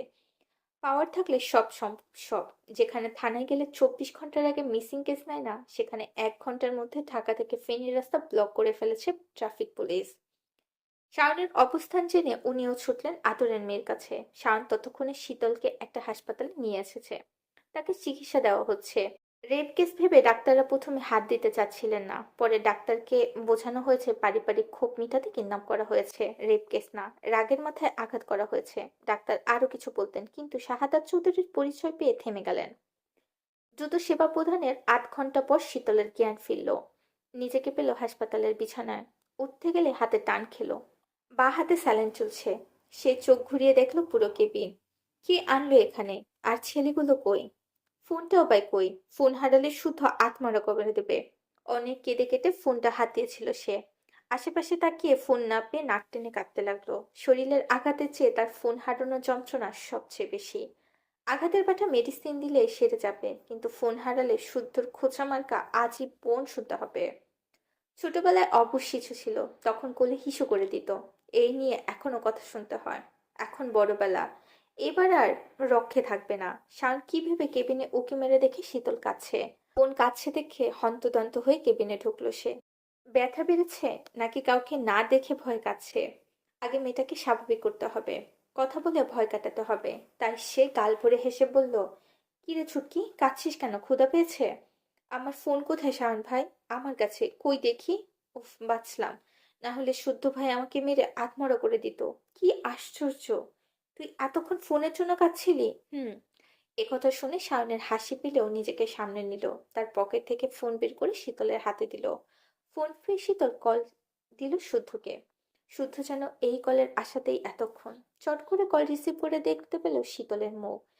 তীক্ষ্ণ নজরে দেখে গেল ঠোঁটের পাশ, কপালের কালশিটে। তখনই কানে এলো শীতলের চঞ্চল কণ্ঠস্বর। শুদ্ধ ভাই, ফোন হারায়নি। তার কণ্ঠে অবাধ খুশি। ফোন না হারানো যেন বিশ্ব জয় করে ফেলেছে। শুধু চুপ করে দেখলো সেই খুশি। আগে ছিল আধা পাগল। আঘাত পেয়ে ফুল পাগল হয়েছে নাকি কে জানে। নয়তো এই অবস্থায় ফোনের চিন্তা করে কে? তখনই শীতল বেশ গর্ব করে বলল, শীতলের থেকে ফোন কাটা এত সহজ না, বুঝলেন? বুঝলাম। তবে হারালে তোকে যে কি করতাম? কি করতেন? তোকে কুচি কুচি করে কেটে ধুয়ে মশলা মাখিয়ে বিরিয়ানি রান্না করতাম। নাম দিতাম ব্যাঙাচি বিরিয়ানি। তারপর বিলিয়ে দিতাম। ছোট বাচ্চারা খেয়ে তৃপ্তির ঢেকুর তুলে আমার জন্য দোয়া করতো। অন্যায়, ঘোর অন্যায়। আপনার একটা নাম আছে শুদ্ধ ভাই। আপনি সেই নামকে এভাবে অপমান করতে পারেন না। দুটো খাসি খেটে দাদু আকিকা দিয়ে নাম রেখেছে আমার। আর আপনি কি না সেই নাম গুম করে আমাকে ব্যাঙাচি নামে নামকরণ করলেন? তোর নামটা যেন কি? এ কি কাণ্ড! কপালে আঘাত পেলাম আমি, আর স্মৃতি হারালেন আপনি। থাপ্পড় না খেলে যা জিজ্ঞেস করছি বল। সুভানা চৌধুরী শীতল। শীতল মানে ঠান্ডা, উষ্ণতাহীন। তোর মাঝে কি ঠান্ডা স্থির বলে কিছু আছে? নেই। তোর দাদা পাগল বলেই ভুল মানুষকে ভুল নাম দিয়েছে। যদিও তোর দাদা আমার দাদা, নাতি হিসেবে দাদার ভুল শুধরানোর দায়িত্ব তো আমারই। তাই আজ সঠিক মানুষকে সঠিক নামে নামকরণ করলাম। তাই বলে ব্যাঙাচ্ছি? হুম, একদম খাপে খাপ। শীতল মুখ ফুলিয়ে তাকিয়ে রইল শুদ্ধর দিকে। ভিডিও কলে কথা বলছে তারা। ডিসপ্লেতে ভাসছে দুজনের মুখ। নিজেদের ছবির দিকে নজর গেলে শীতলের কান্না পেল। ইস, মুখের কি অবস্থা তার! সে নিজের মুখে হাত বুলিয়ে কান্নারত স্বরে বলল, আগে ভাবতাম আপনি পাষাণ, তাই পাষাণের মতো আমাকে মারেন। আজ বুঝলাম আপনার থেকেও বাইরের ওই ছেলেগুলো আরো পাষাণ, নিষ্ঠুর। নয়তো এত জোরে কেউ থাপ্পড় মারে? কি মেরেছে? ভ্রু কাটা ওই ছেলেটা। কপালে ব্যথা পেলে কিভাবে? কি জানি, মনে নেই। তবে ওই ছেলেগুলো কি করেছে? মারলো কেন তারা? কথা বলেছি তাই। হিজাব কি ওরাই খুলেছে? হুম। এবার সে গড় গড় করে বলতে লাগলো ঘটে যাওয়া ঘটনা। শুধু চুপ করে শুনলো। ঠিক এই কথা শোনার জন্য এতক্ষণ আবোল তাবোল বকছিল। কারণ সে জানে শীতলের পেট পাতলা। একবার কথা শুরু করলে পেটে যা আছে সব উগড়াবে। অদূরে বসে শান ঠোঁট কামড়ে হাসছে ভাইয়ের বুদ্ধিসত্তা দেখে। এই কাজ যদি সে করতো তাহলে শীতল শুয়ে শুয়ে মনে করে করে বলতো। অথচ শুদ্ধকে এমন ভাবে বলছে যেন মজার গল্প শোনাচ্ছে। শুদ্ধ তীক্ষ্ণ বুদ্ধিতে ক্যাচ করে নিল ওই ছেলেগুলোর পাঁচজন ছিল। তাদের ফেস কেমন ছিল, কে কানে কম শোনে, কার কার ড্রেস কেমন ছিল, কে তাকে মেরেছে, কে গালি দিয়েছে, কে হিজাব খোলার দুঃসাহস দেখিয়েছে, সব বলল। আরো বলল গাড়ির মধ্যে একজনের সাথে বারবার ফোনে কথা বলছিল। কথা বলার সময় কলতা থেকে ভাই ভাই বলে সম্বোধন করছিল। অর্থাৎ মেইন কার্পিট একটা ছেলে। সব শুনে পাঁচজন ছেলে হুবহু মুখবর বর্ণনা শুনে শুদ্ধ অন্য হাতে থাকা ফোন রেকর্ডার অফ করলো। কথা বলা অবস্থায় পাঠিয়ে দিল অর্কের নাম্বারে। সঙ্গে ছোট্ট একটা বার্তা, আর্জেন্ট। অর্ক মেসেজ দেখে সেন্ড করলো তার বড় ভাইয়ের কাছে। উনি আবার এসবের কাজ করেন। সেও ভাইকে জানিয়ে দিল আর্জেন্ট কেস। কারো উপরে ভরসা না করে শুধু এক জায়গায় বসে কাজ চালিয়ে গেল। শীতলকে বারবার এই ঘটনার কথা মনে করতেই যেন না হয়, তাই এই কাজ করেছে। এরপর কিছুক্ষণ কথা বলে কল কাটলো শুদ্ধ। শীতল এবার বকবক করতে লাগলো সায়নের সাথে। পুরনো গল্প মনে করে খুব হাসলো। শাহাদাত চৌধুরী তাল মিলালো তাদের সঙ্গে। তারপর শীতলের স্যালাইন শেষ হলে সায়ন আর শাহাদাত চৌধুরী তাকে নিয়ে রওনা হলো বাসার দিকে। চৌধুরী নিবাসে পৌঁছাতে পৌঁছাতে বেজে গেল ভোর 4টা। ড্রয়িং রুমে সবাই তাদের অপেক্ষায়। টেনশনে ঘুম নেই কারো। সায়ন ঘুমন্ত শীতলকে কোলে নিয়ে বাড়িতে প্রবেশ করলো। ইশারায় বলল শব্দ না করতে। সবাই তাই করলো। ফুলের মতো স্নিগ্ধ মুখে আঘাতের দাগ দেখে সবার বুক ভার হলো। কাঁদলেন নিঃশব্দে। শাওন বউকে রুমে শুয়ে দিয়ে আসতেই শাহাদাত চৌধুরী রেশান হলে বলল। উনি শাওনকে সরাসরি বললেন, এই ঘটনা এবারই প্রথম। আমার মনে হয় না এত বছরে এমন সূত্র তৈরি করেছি যারা আমার বাড়ির মেয়ের দিকে হাত বাড়াবে। কত বড় স্পৃহা! আমি আবারও বলছি, নিজেকে শুধরে নাও। তোমার না হয় মরার ভয় নেই, কিন্তু তোমার কাজের ফলে আমার অন্য সন্তানদের প্রাণনাশের কারণ না হয়। তোমার কর্মে যেন তোমার বোনরা কখনো অসম্মানিত না হয়। আজ মেয়েটা বেঁচে গেছে, বারবার বাঁচবে এমনটা নয়। আজ না হয় শীতলের উপর হামলা করেছে, কাল স্বর্ণকে টার্গেট করবে নাকি তার গ্যারান্টি কে দেবে? শাওন মেঝেতে দৃষ্টি রেখে বাবার কথাগুলো শুনলো। বাবার কথার ধরন স্পষ্ট। উনি ধরেই নিয়েছেন শাওনের জন্য এই ঘটনা ঘটলো। বোন কিডন্যাপ হওয়ার পেছনে কে দায়ী? যদিও জোর দিয়ে কিছু বলতে পারবে না, কারণ রাজনীতিতে এসব কমন হতেও পারে। রাজনীতিতে জড়ানোর পর বাবা ভালো কথা বলে না। এখন যেমন রুটভাবে কথাগুলো বললেন সেভাবেই বলে। এতদিন শুনতে শুনতে গা হয়ে গেছে। তাই জবাব না দিয়ে সিতারাকে বলল খেতে দিতে। রান্নাবান্না করাই আছে, কেউ মুখে তুলেনি কিছু। তাই উনি সবাইকে খেতে ডাকলেন। শাহাদাত চৌধুরী ফ্রেশ হতে গেলে কাল দুপুরের পরপরই চলে যাবেন। সিমিন তো এখনো ঘুমে। শারাফত চৌধুরী শখ এখনো খাবে না, চলে গেলেন যার যার রুমে। শায়ন কোনো মতে হাত ধুয়ে খেতে চলল নিজের রুমে। যাওয়ার আগে একরকম তাকালো স্বর্ণর দিকে। এই তাকানোর মানে স্বর্ণ বুঝে, এর অর্থ জলদি রুমে আয়। স্বর্ণ বিরক্তিতে মুখ কুঁচকালো। তার মুখ দেখে সায়ন বুঝলো স্বর্ণ আসবে না। তাই মাসিঁড়িতে দাঁড়িয়ে গম্ভীর স্বরে বলল, পেইন কিলার থাকলে রুমে দিয়ে যা, মাথা ব্যথায় মরে যাচ্ছি, দেরি করলে থাপড়ে গাল লাল করে দেব। ছেলের কথা শুনে সিতারা চৌধুরী খ্যাক করে উঠলেন, বললেন, এটা কেমন ব্যবহার সায়ন? ছোট বোনের সাথে কেউ এভাবে কথা বলে? তো কিভাবে বলে? সুন্দর করে বল, না বললে পাবি না পেইন কিলার। সায়ন দীর্ঘ নিঃশ্বাস চাপলো। দুই আঙ্গুল কপালে তুলে স্বর্ণের দিকে তাকিয়ে হাত জোর করে বলল, মার্জনা করুন চৌধুরী কন্যা, অনুগ্রহপূর্বক একটা প্রতিষেধক দিয়ে আমাকে ধন্য করুন প্লিজ। ছেলের কাণ্ডে সীতারা এবার হেসে ফেললেন। মাকে হাসতে দেখে সায়ন স্বর্ণকে শীতল চাহনির ছুঁড়ে হনহন করে চলে গেল। তাকে যেতে দেখে স্বর্ণ বিড়বিড় করে বলল, মন ভরে বাপের দোচন খেলে, বাপকে কিছু বলতেও পারলে না, অথচ এখন সব রাগ উগরাবে আমার ঠোঁটের উপর। বিয়াদব নষ্ট পুরুষটাকে নিয়ে আমার হয়েছে যত জ্বালা।